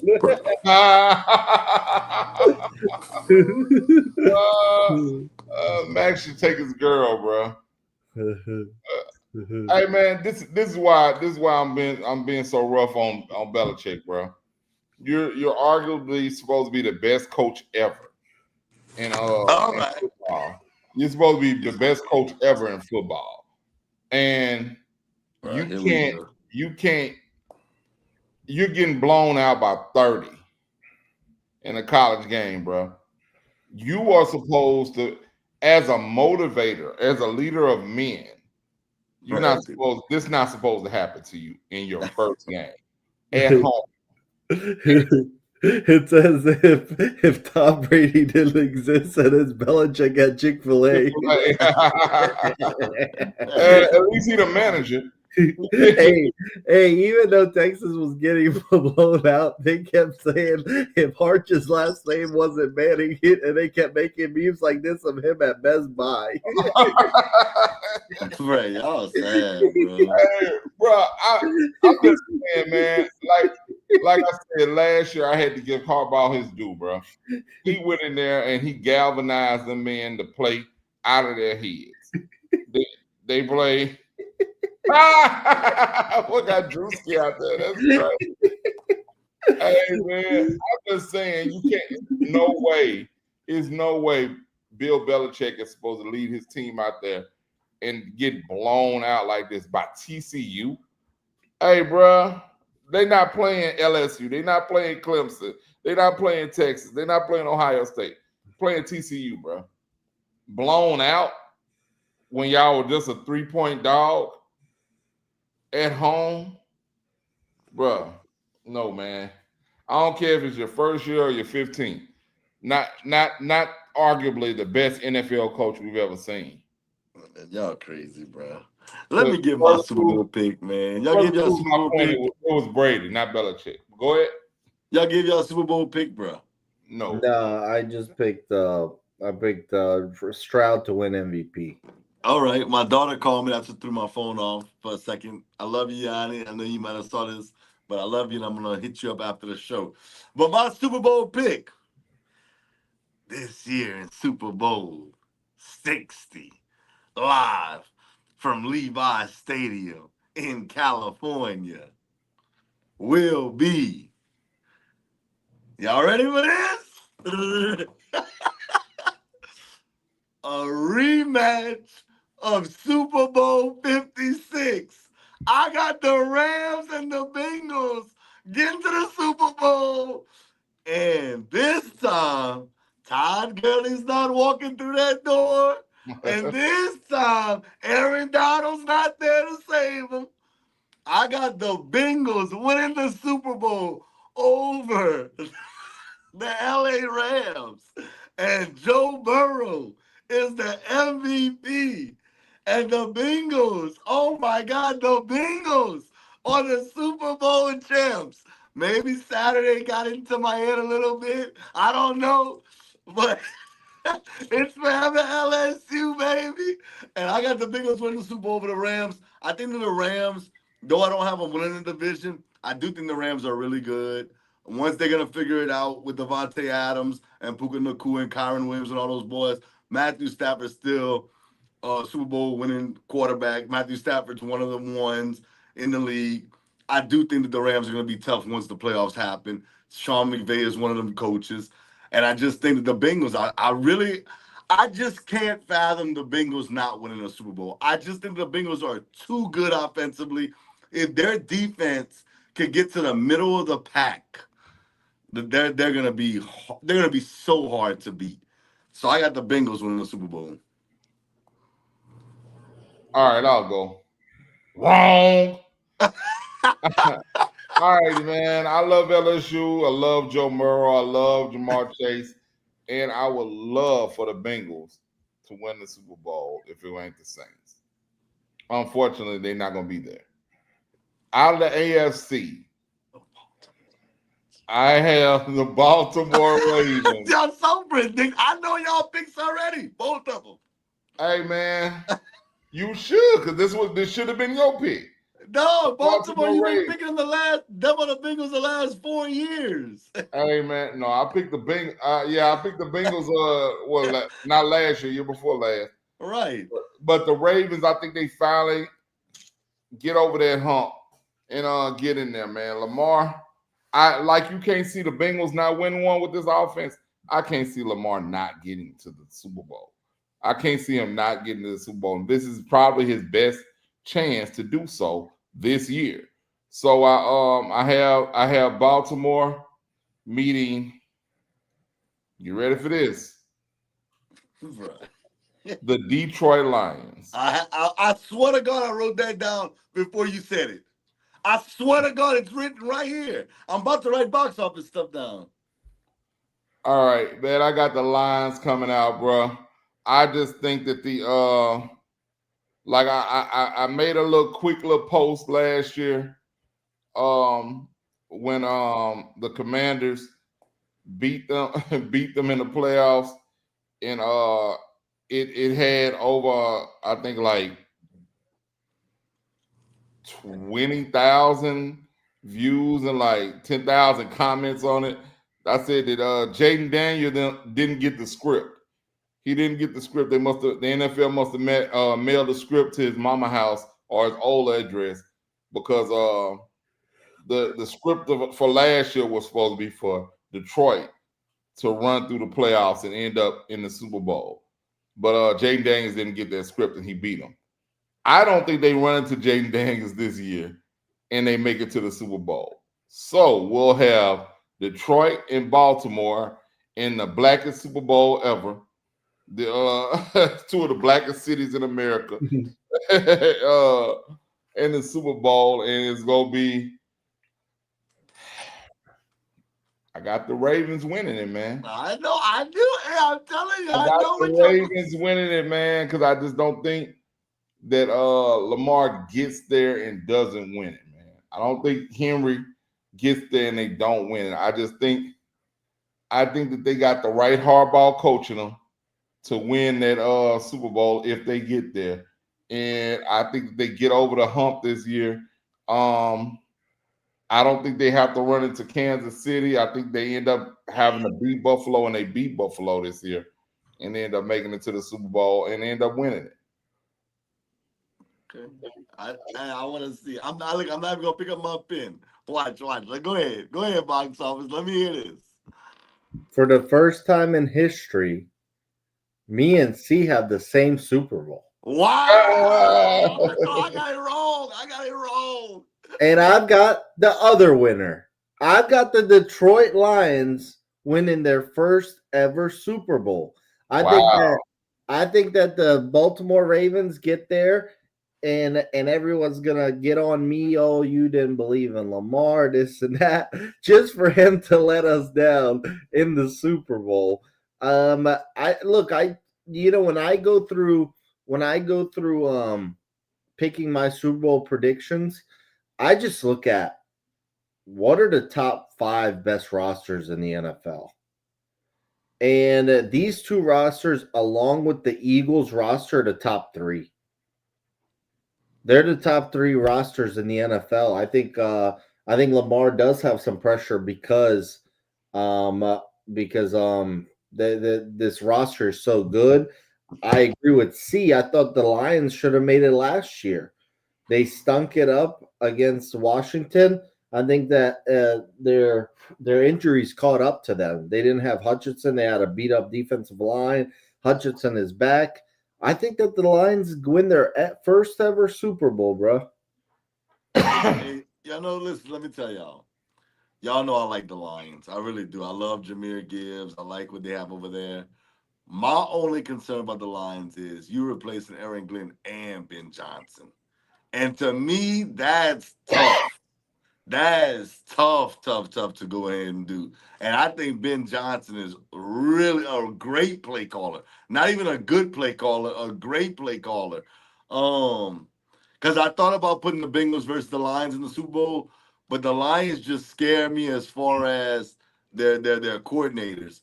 Dan Campbell is a outstanding motivator. Me and C have talked about it. Even box office has talked about it. I love Dan Campbell, but I don't look at him as an X and O's guy. I think that was where Ben Johnson really came in and was the X and O's guy for that team. And I don't know, is John Morton the guy, the offensive coordinator? Is Kelvin Shepard, shout out to LSU by the way, is he the guy at defensive coordinator? I don't know. I just I have a lot of concerns about their coordinators. So I have to see it before I believe it. I'm not saying y'all wrong. I would be happy if the Bengals or the Lions or the Ravens win the Super Bowl. I wouldn't mind any one of those teams winning it for the fact that, Lamar would get that monkey off his back. Burrow would finally, you could stop knocking the fact that, the defense has been holding him back, and then the Lions, for whatever, they just finally get over the hump and they finally win a Super Bowl. That would be awesome. But I don't know, man. The Lions, that's going to be tough. There's no way the Bengals win the Super Bowl, bro. Okay. Defense not good enough. They're the best. They're the best offense out there, even better than the Lions, I believe. And I think the Lions They're a are great nasty on offense. offense. They're a great offense. I just don't think it can continue carrying them. That's why I'm saying we agree on that. But I think that where we disagree is y'all like Trey Hendrickson. Y'all love him. Matter of fact, I think he's cool. But I think you play him with Shamar Stewart, and the defense can only get better from it if they can get to the middle of the pack. They kind of remind me of the Saints when the Saints was in their heyday. If they can get, or even the Colts when the Colts had Peyton Manning on them, if they can get to the middle of the pack, the Bengals remind me of those teams that if their defense can get to that middle of the pack, bruh, if they can cause turnovers, they scare everybody because they can score on anybody. Man, look, not to jump subjects real quick, but I got a question. What's What do up? y'all think about the situation with Quishon Junkins? What do y'all think gonna go on with him? Um, Um, I like Dylan Sampson in fantasy. I can tell you that. I think that Judkins is gonna play until they just figure out is he gonna be charged or whatever. I mean, he hadn't signed his contract right now, and Yeah, he had. I think that they do it. I think that they do it. But I mean, they already said that he's not gonna be charged. Oh, I'm assuming it's gonna get done here soon. Yeah, man, because he's sitting there. We're the week of the first game, and this man still in practicing or anything. He was even talking about going back to college. Well, I don't think he actually said that, but they let it leak that he was thinking about going back to college. I think that's 100% out of the question. He's Yeah, not. He's I not going back. think that's gonna sign him.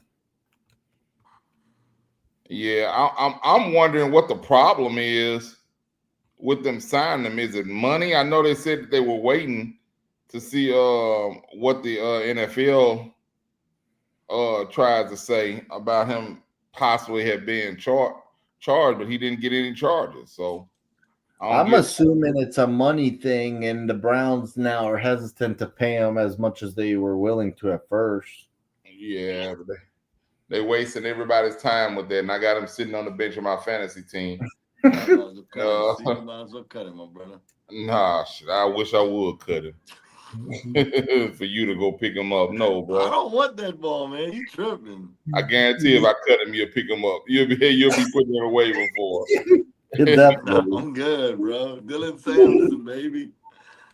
But no, I just wonder what y'all thoughts were on that. But yeah, let's keep it going. Let's move to the next subject. That's And our picks this week. Let's get it popping. yeah, week 1 picks. What you got for us, box office? All right, week 1, man. We got a hell of a slate. We've got a Thursday game. We've got a Friday game. We've got a Sunday night game. We got a Monday night game. So obviously, we're going to include all the games that are prime time, and that starts off with the defending champs against the Cowboys in Philadelphia. Who we got? All right. We might as well not even pick this, bro. How about them Cowboys? No way, bro. I got the Dallas Cowboys upsetting the Eagles week 1, game 1. And even though I don't have the Cowboys making the playoffs, their fans are going to be going crazy because they beat the Eagles opening night. I got the Cowboys. I swear to God, I got the Cowboys. You just picking anybody then, bro. No, I swear to God, I had the Cowboys before the Parsons trade. I just think the Cowboys are going to beat them. They not. I got the Eagles, bro. Start me off at 1-0 and X 0-1, bro. Go ahead and put it in. You could go put it in your computer now, man, and send us that. Hey, I might switch my pick. I might have the Cowboys making the playoffs, bro. Cowboys are sick. Go Hey, ahead, shout out box to office. Dallas, baby. Hey, let's detox Man, money. the more this show continues, the more X gets crazier, bro, over the years. He used to be very, very consistent. I don't know what the hell he's been on lately. Maybe he needs his daughter to move back to Lafayette. I don't know. He's losing his damn mind. But I think that the Eagles blow out the Cowboys. Oh my! I Hey, think. shake my Hey, hand. Shake my hand. I'll bet that. well, what does that mean? How much you? How much? How much they I'll win do by? Eagles Go ahead. minus You said three. blowout. Eagles -3. Oh, hey, bro. I think that the Eagles are focused. They're ready for this season. They had no distractions this offseason. Meanwhile, the Cowboys have been the exact opposite. Jalen Hurts going to have 14 minutes to throw.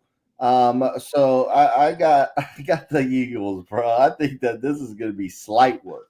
wait, what's the score? Give me a score, I'm going to go 31-7. bro. Give me 14. I'll take the bet. Nah, 14's a lot, bro. Hey, bro, you can win some of your money back. Hey, 31-7. Oh God. Hey, bro, the Cowboys win by 3. I got Eagles 24-7, bro. Yeah. Bro, what y'all are? Oh my And I think the day after, I'll give you a different bet. the day after, I think Jerry's gonna get slammed by the Hey, media. okay, I'll do something different. We don't have to even bet the game. I'll bet you they score more than 10 points. Y'all crazy. No. They could get some fluky garbage time stuff. Right, I ain't going with that. Y'all tripping, right? And I lost plenty of these Benjamins to you this weekend, so I'm gonna take a break. All right, next game, Friday night. It's in Brazil. Chiefs Chargers. All right. The Chargers beat them. The Chargers will beat them this game. The Chargers, I said they'll be the number 1 seed in the AFC. If it's not the Bengals, it'll be one of them. I just think that the Chargers are the Chiefs. They've lost opening games. We've seen it. So I think the Chargers come out and they get it done. I got the Chargers. You said Chargers, Chiefs? Yeah. Yep. Chiefs, bro. Chiefs. They have lost opening games, but they're not gonna lose this one, bro. They I think that Patrick Mahomes had something to prove. I personally think he has something to prove. It's like TCU finna Overrated. retire by put this thing in the box again. 56 points. It's going to be scored 55 points scored on Belichick. Oh my God! No, don't kneel. Score it. Who you got box office? Oh my God! Well, I got the Chiefs winning the division, but they lose this first game. I've got the Chargers on Friday in Brazil. The Chiefs will feel some pressure after this and respond. I got the Chargers on Friday. All right. I think y'all Saints are going to be terrible this year. Yeah. That we won't be with that because of that. We won't be picking them much. So while they're 0-0, we're going to pick them. Cardinals at the Saints. Who we got?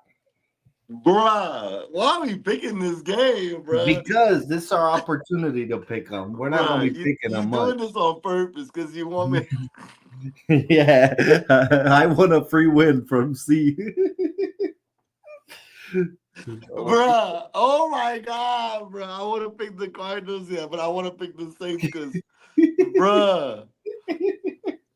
I'm taking the Saints. I'm taking the Saints. I'm taking the Saints. Spencer Rattler and company in the Superdome. I got the Saints pulling off upset. I don't know why I picked the Saints. Hey,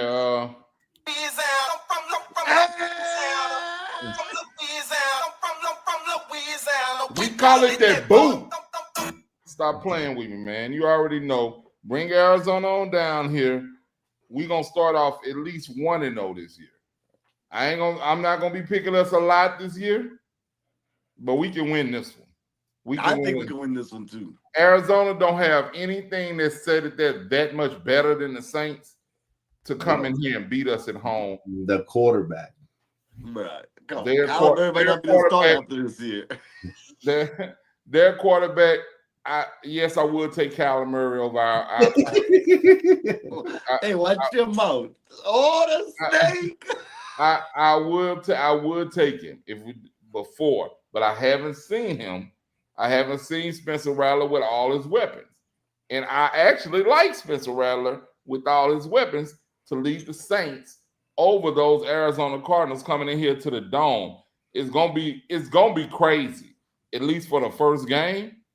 Coming into that dome get real loud.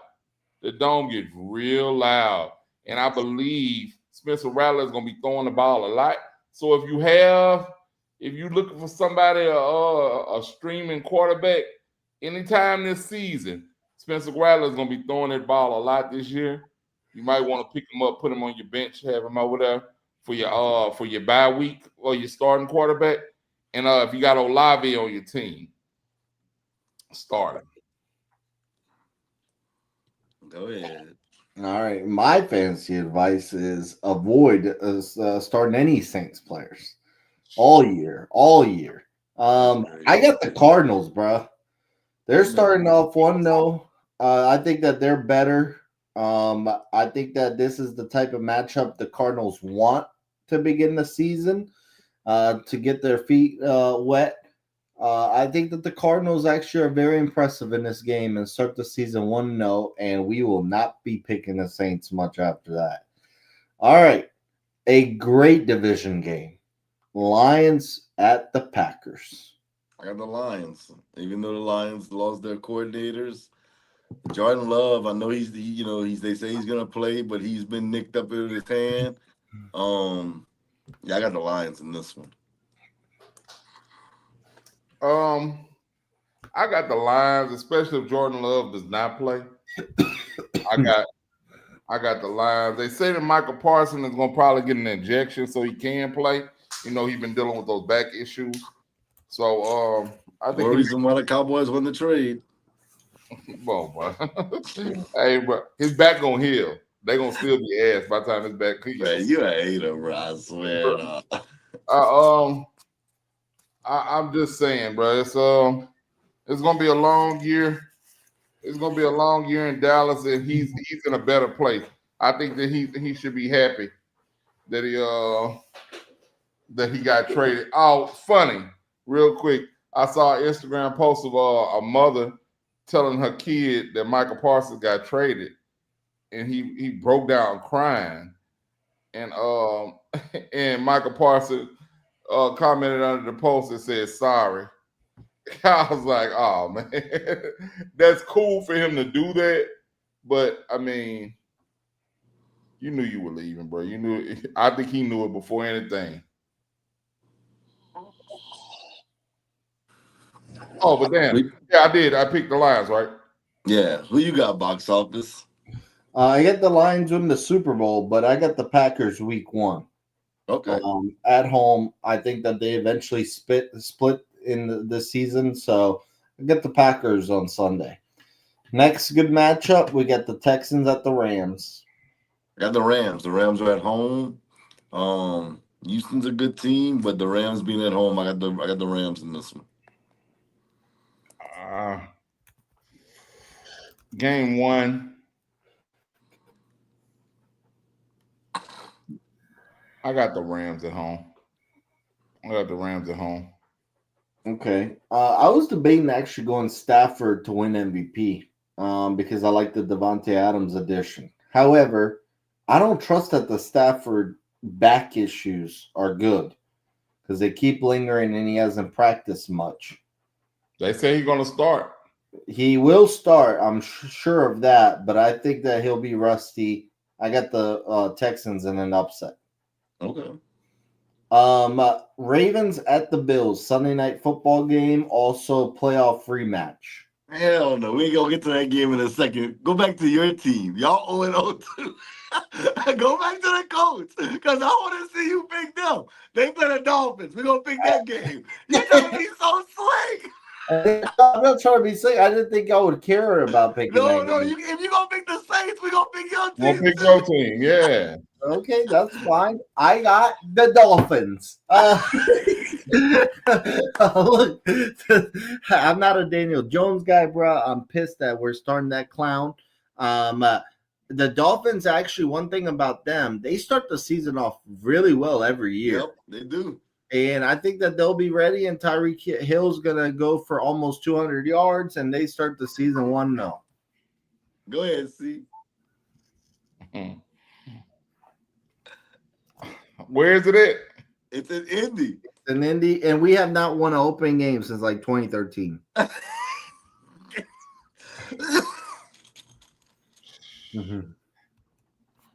got Jonathan Taylor, them, bro. Yes! I got the Colts, bro. I actually think the best thing that could have happened to y'all is starting Daniel Jones. I do too, for real. And it's not because y'all are gonna be good. It's just y'all gonna be better than with Richardson. It's because I just think Richardson needs to get out of there. I think he needs a new start. I don't think he's as bad. I think he's made some bonehead plays and done some bonehead things, checking himself out, talking about I was tired.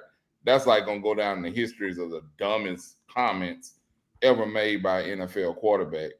But I just think it's over for him in Indy. And Daniel Jones, we give him a lot of hell, but he was a playoff quarterback in New York. You know what I mean? And we got a playoff win somehow. Yeah, he's shown flashes, and we haven't seen those flashes in Richardson. So I think that they could beat Miami. I think Miami's gonna be bad this year too. I think they'll be bad this year. And Tyreek Hill is gonna explode, and I think it's gonna be a shit show in Miami this year. So go ahead, I'm finished. Sorry. Go ahead. I just got the Colts. I think that Jonathan Taylor, I think he runs wild, and they pull out the win. See, I agree with you. I got the Colts too. I thought for sure I was gonna be the only one taking them. I give Daniel Jones a hard time. I do, and I say, he's not that great, but he was in New York. New York is different, bro. It just is. Box office just bought up the Jets, and I know, maybe you didn't love the Jets organization and what they're all about. But I expect Aaron Rodgers to be much better in Pittsburgh. I expect Daniel Jones. This is his chance to have like that Sam Darnold moment, that Jared Goff moment. I know Jared Goff went to the Super Bowl with the Rams, but I'm just saying to resurrect his career. I'm going with the. I think he's going to be the starter for the entire season. I think the Colts are a much better team with them. I got the Colts, bro, beating the Dolphins. Yeah, I wish I believed in them more, but I don't.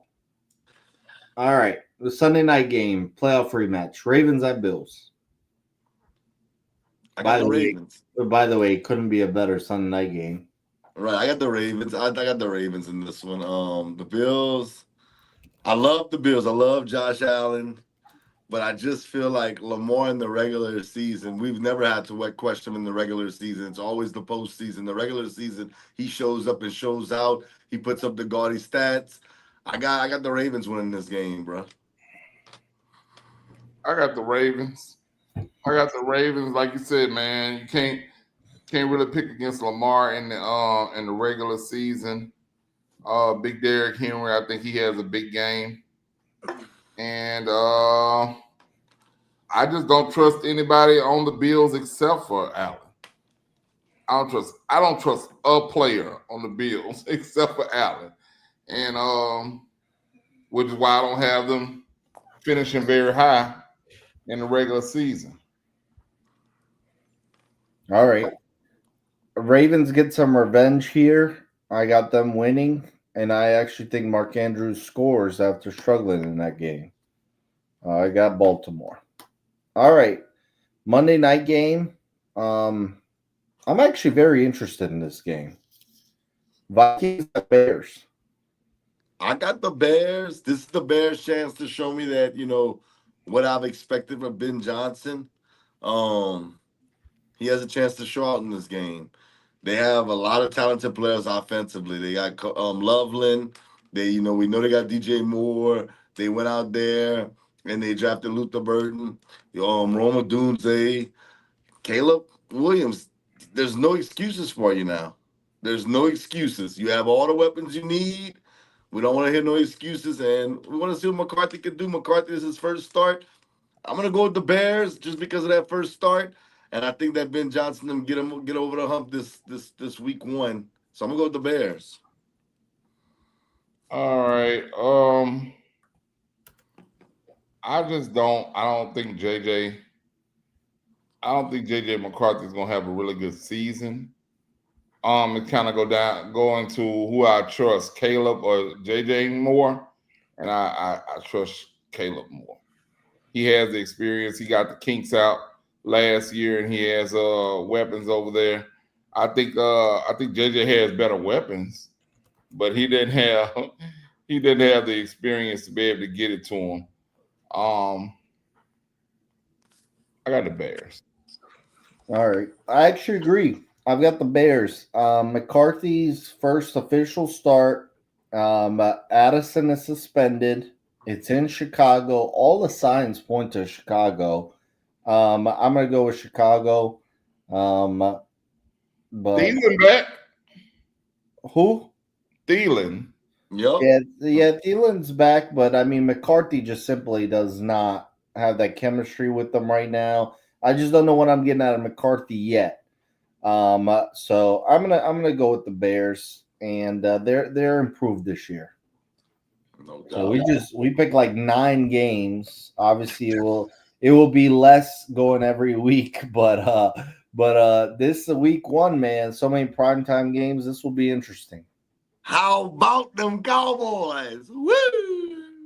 I just thought of something interesting. What do you think the odds are the Vikings trading to get Kirk Cousins back halfway through the season? Just because they're paying him a bunch, I don't see it. I think the issue is teams would pick up Cousins if he didn't have that contract, and I think that's why people are hesitant to trade with him. Trade for him. He'd have to get cut. Right, exactly, and I I think think that's the issue. I think that there's you. Well, I mean, of course, I'm not wishing this upon no starting quarterback, but I think that there's going to be a team that's going to lose their starting quarterback the very beginning of the year. whether it's a torn ACL. I'm not wishing this on nobody. And I think that's when the market will open up for Kirk Cousins to come in and maybe be that guy to, save the year for that team, whoever that team is. I don't wish that on nobody. But I think it happens every year. We see it every single year. One or two quarterbacks go down and they miss the entire season. Mm-hmm. But I think there's a chance Cousins maybe start some games for the Falcons this year. wow. Not saying Penix stinks, but you never know, injuries, this and that. So I also am very intrigued by Penix. I'm intrigued to see what he's got. I, Wow. I don't, barring injury, I don't see Kirk Cousins starting another game in the NFL. Yeah, I can see that too. The thing is, man, every team in the NFL for the first time in a long time, I can't think of a team that doesn't think that they have their quarterback, at least their quarterback for this season, in place. Usually you have teams like you be like, well, hell, I know the Jets are taking him right now. I know the Jags are taking him right now, but you don't have those teams. The Jets have who they think that they got in place for this season. The Jags got who they think. That you don't have these teams that are so quarterback. The Raiders even have the quarterback that they think is going for this season. You know what I mean?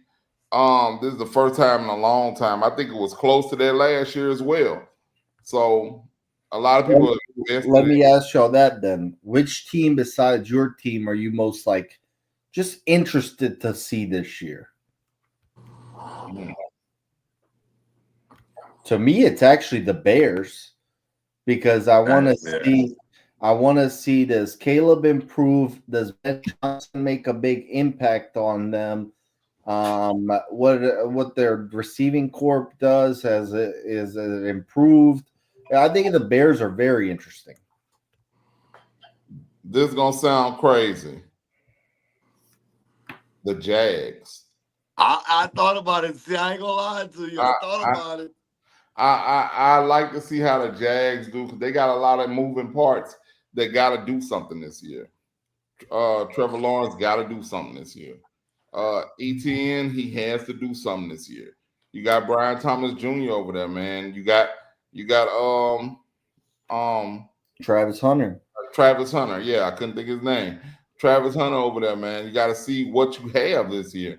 And they got a lot of talent sprinkled over there that they got to see what they have this year. And I don't think that, okay, say they don't make the playoffs this year. No, they don't give up on Trevor Lawrence. But yeah, I think you're gonna see some of the things like ETN going and them maybe I think they might even shop like a player like Brian Thomas Jr. If they don't do well this year, bro. They'll try to pick up some draft capital and a player or two because I don't think they would go Brian Thomas, but I think that because he's young, I think they would do a guy like Josh Allen Hines, their DN, somebody like yeah, that. true. I don't know. I think that Brian Thomas Jr. is probably the best asset that they would be able to trade and pick up something for. So I think that they might do it. I don't think that they're too attached to anybody except for Trevor Lawrence. And maybe that's not who they need to be attached to. If they're drafting high this year, they might want to be looking at a quarterback out of LSU, out of Clemson. You know what I mean? They might want to be looking at that and getting up off of Lawrence and trying to pick up something for him, but I don't think they'll do that. I mean, I was gonna say Jacksonville. I think the Bears is definitely another one I would have said. But I'm gonna say with that I know y'all gonna be like, eggs, there you go with that nonsense. But I'm going with the Cowboys. The Cowboys to me are always interesting. People are gonna talk about them whether they're really good or whether they're really bad. The Cowboys are always gonna be talked about But here's where it's really interesting to me. If they don't make the playoffs like all three of us projected or predicted, you gave Dak all that money. Where do you go from here? You went get Pickens to be the other receiver. Where do you go from here now? So, like, that's what's interesting. I do think Pickens and Lamb make a great 1-2 punch. I'm interested to see that. So I think the Cowboys are the team that I'm probably going to look at and say to myself, outside of the two that you two guys mentioned, because that was the two I was going to mention. I'll say the Cowboys. The Cowboys, no matter what, whether they're good or not, you're going to pay attention to them. Bro, you know what I think will be interesting? The Cowboys don't make the playoffs. They trade Dak, and they trade him to Cleveland. For Shador? Possibly Shador or Watson. I think that'll be one of the most Cowboy things I've ever seen done, but I could see them doing it. I could see them doing it, maybe bringing Shador in to compete for the starting job because what's the guy's name, the backup there? Tennessee quarterback. Yes, Joe Milton. Joe Milton. Yeah. And I kept saying Joe Milton in my head, and I said, no, that's not him. That's not him. That's the other guy. No, I think that they have a quarterback competition between Joe Milton and Shador, and Joe Milton wins it. I think Joe Milton's better than Shador right now. Wow. But I think that they get up off of that because I think they really like Joe Milton. But they'll trade Joe Milton. Huh? Yvonne don't like Joe Milton. Why not, man? I watched them in college, and I just did not. I didn't see it. He's got a strong arm, but I didn't see flashes at Tennessee. I thought it was just a big arm and nothing else. I actually saw more flashes with Hendon Hooker at Tennessee. And I wanted Hendon Hooker. I wanted Hendon Hooker coming out of college to come to the Saints, bro. He got cut from them. He got cut from the Lions. Yeah. I wouldn't mind the Saints signing him as a free agent, man, and just let him go in there and see what he can do in there. Joe Milton was originally at Michigan. Wasn't great. They let him go, and then at Tennessee, I just didn't see it. I didn't think he was all that. I don't know. I'm still not sold on him. I think he's a project. Yeah, but I think he's so damn talented, bro. I don't see why New England traded him. I get that you like Drake May, but I would have gave them both. Drake May would have had to show me again this year before I got up off of him. The Cowboys gonna shock y'all, bro, this year, bro. And then, since you mentioned Drake May, I think that the Patriots are actually headed on the right, trend because I trust Rabel. I don't know, man. One of y'all picked Vrabel to win Coach of the Year. Yeah. Somebody did. I don't know who it was. One of y'all just picked him. I did. We'll see. I like Vrabel.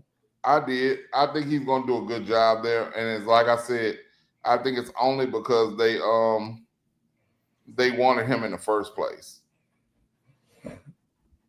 They wanted him in the first place. So they got their coach. They're gonna put all of their resources behind him. Man, I might pick the Cowboys to go to the Super Bowl, man. I'm tripping. Wow.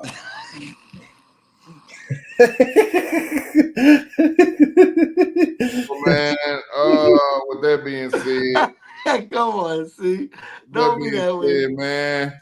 Hey, I'm not. Hey, bro. Hey, by the time I put up the artwork for this, bro, I might have the Cowboys making the playoffs, bro. Hey, them dudes are loaded, bro. Y'all are dripping. Man, shut up, bro. Loaded, bro. Who?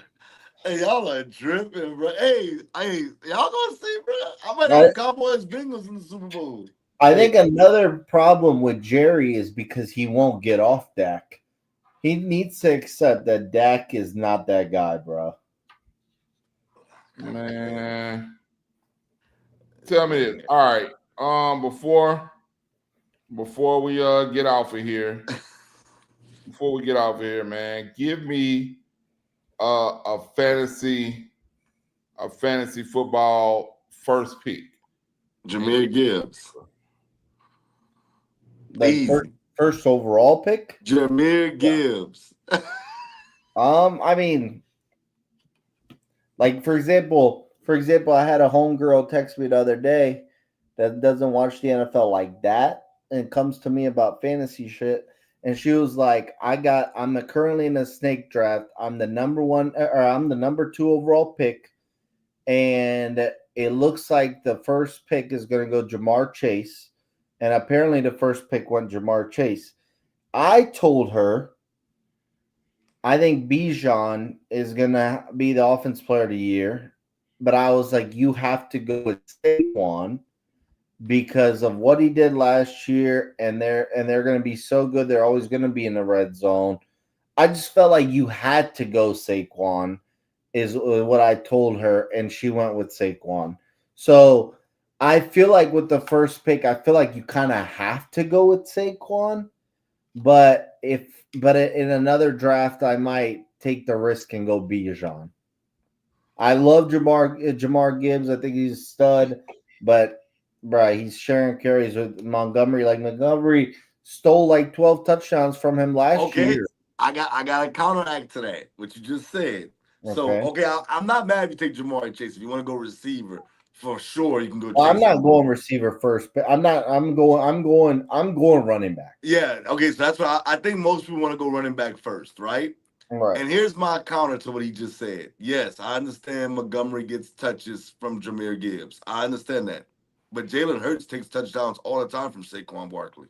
He did, but Saquon proved, despite that, he can be the best player. Yeah, but I just think this year Gibbs is gonna. I think, matter of fact, hold on, let me pull it up. Go ahead and see. I want to pull this up real quick. Go ahead. If I had the first pick in any draft, I mean, I guess you gotta go Saquon, bro.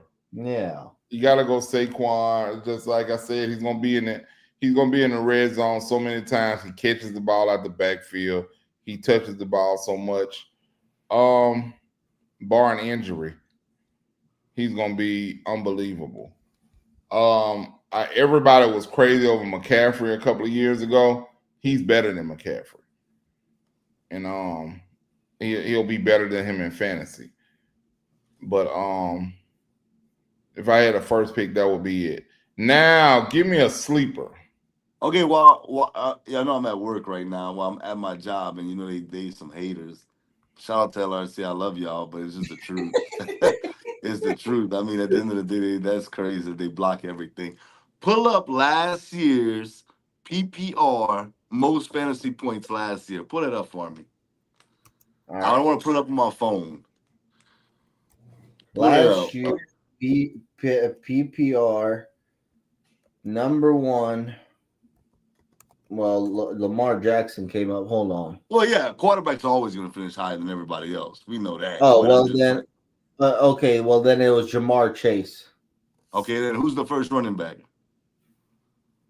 Gibbs. I told you. That was last year. Gibbs going to get more touches this year. I thought Gibbs had more. No, I don't know about that because Montgomery got hurt last year. I think Gibbs gets more. I think it's like Lindell White, Chris Johnson. First year they split carries, and then the next year was Chris Johnson. And that's how I look at White got fat, man, and he just that was different, bro. Well, we'll see. Hey, we'll see. Jameer, think about that. Saquon won offensive player of the year. Gibbs had more fantasy points last year. Well, like you said, Montgomery got hurt and he missed like the last 5 games. Listen to your boy when it comes to fantasy, man. I really do this, man.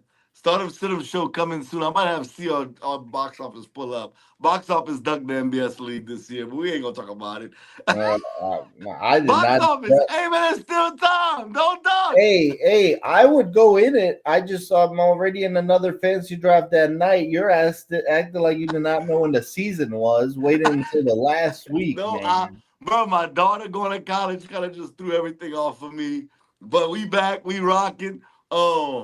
I got 14. I had to dumb it down to 14. But if you play, I got another guy that wants to play that. I'll push it back up to 16.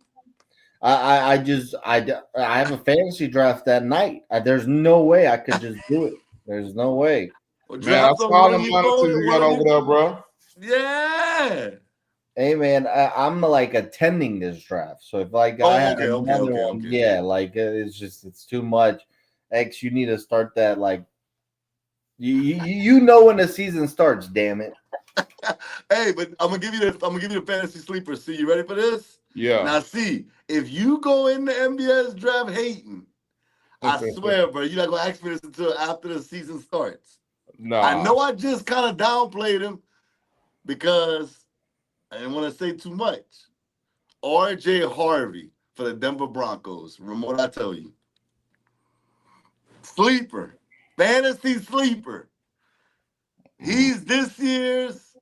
I ain't gonna say Jameer Gibbs because that's like pushing it. The number one fantasy running back. But I think RJ Harvey could end up being like Alvin Kamara was his first season. Wow. I hear Sean Payton loves him, and I just don't think J.K. Dobbins is that guy. I don't think he's that guy either. I think RJ Harvey's the sleeper. Who you got box office? I'll give you I'm thinking I'll give you two. I think Omarion Hampton That's a good one. because I trust Harbaugh's running scheme. It always works. And then the other guy is Jonnu Smith. I like Jonnu Smith as like a maybe top 5 tight end by the end of the year. I really have a You don't feeling think Fryermuth hurts his chances of being that high? maybe. I just like what I saw with Jonnu Smith in Miami. Okay. So, and Arthur Blank. Even though I hate Arthur Blank, I don't like the way he runs his offense. He knows Jonnu Smith. Like he's been in his offense in Tennessee, so he knows that offense. So I'll go Jonnu Smith. I'm gonna take a chance on him in these fantasy leagues. Okay. This guy's been my fantasy sleeper for probably the past 2 years, and people kind of caught on to him this year, but a lot of people still not on him. Chuba Hubbard. He's he's the Carolina running back, man. And look, they've been trying to replace him. They keep drafting guys and bringing guys in, but Chuba's the one who ends up getting all of the damn touches, all of the touchdowns. He's a dog, bro. I like Chuba. I used to get him in late rounds or get him in auction drafts for like $1. And now he's going upwards of $30, $35, $40 in these auction drafts, bro. But I'm telling you, if you were actually looking for a sleeper running back, Chuba Hubbard. While everybody's picking all that Jamar Gibbs and all those big names, you know what I'm saying? He's one of them guys that you can get. You can sneak in there and get people. He'll still be on the board for you to catch him late or get him for a low amount of money, unless you've been in the league with somebody who's killed you with Chuba before. Hey, see, man, you had some a realistic trades. I think see something bogus recently. No, bro. I always sent, just like my takes, bro. I always got facts to support it. Bro, no, you don't, bro. Stop, bro.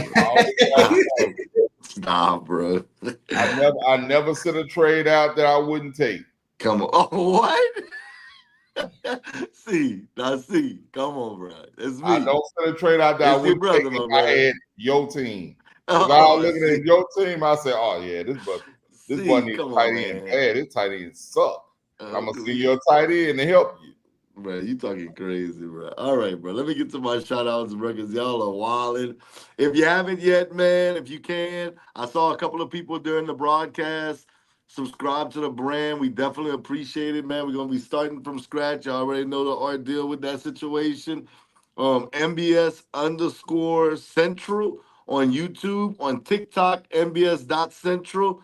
Hopefully I can get one of these guys to make an Instagram page and maybe run that page for us. Yeah.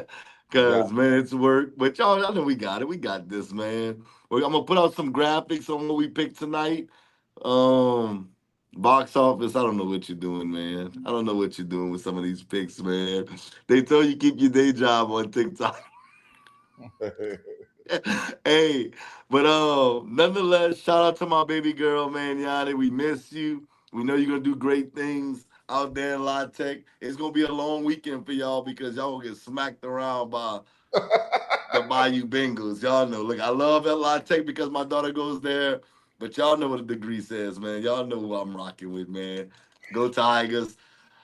Shout out to my family. Like, C got me, got me in trouble with all that. So shout out to my entire family. I love all of y'all.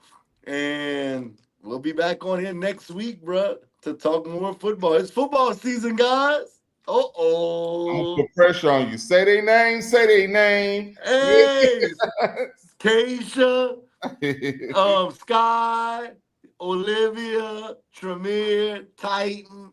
Hey man, it was Labor Day today, man. I was putting together rooms. We got all Yanni's stuff out of her room. I'm moving all the beds into different rooms, bruh. Oh man, it was a lot of work today. I worked today during Labor Day. Yeah, man. I was barbecuing, bro. Man, the boy even offered me a plate, gang. What's Hey up with man, that? hey bro, I come get you one, man. I got a whole Don't tell plate. me that. I'll drive over there right now and give me a plate. I'm All right, hungry. you ain't getting in right now. I'm about to go to sleep, bro. Nah, man. Box off. You got your last minute shout outs, brother. Yeah, well, my Labor Day was recovering from Croatia, bro. I got a little back last time. I'm still adjusting a time change. I'm tired as hell. I'm about to knock out. Back to work tomorrow. Oh man, why couldn't God bless me to be a professional athlete and get paid millions? Uh, but look, the NFL is here. College football been here. I agree. I need to work on my picks. That was bad last week, but I'll be back this week. And yeah, man, just football season. There's nothing better, no better feeling than that. I'm excited. We have a busy, busy week ahead, and we've got plenty of topics to talk about. Talk to y'all next week. All right, man. You know the deal, man. Last minute shout outs always go to my family, Hunter, Morgan, Tori, Christian, and Lee, and Edward. Daddy, love y'all. I see you in just a second. And my beautiful wife, Latricia, I love you too. I'll see you in just a second. And to Pep Pep's babies, Marcel Carter Bryan and Azaria Grace Bryan. Pep Pep, love you. I'll see you in just a second, even if it's just on my screensaver. And everybody out there, man, appreciate y'all tuning in to the real Nbs show. You know what it is, man. Go follow us. And yeah, man, we building this thing brick by brick. Let's get it.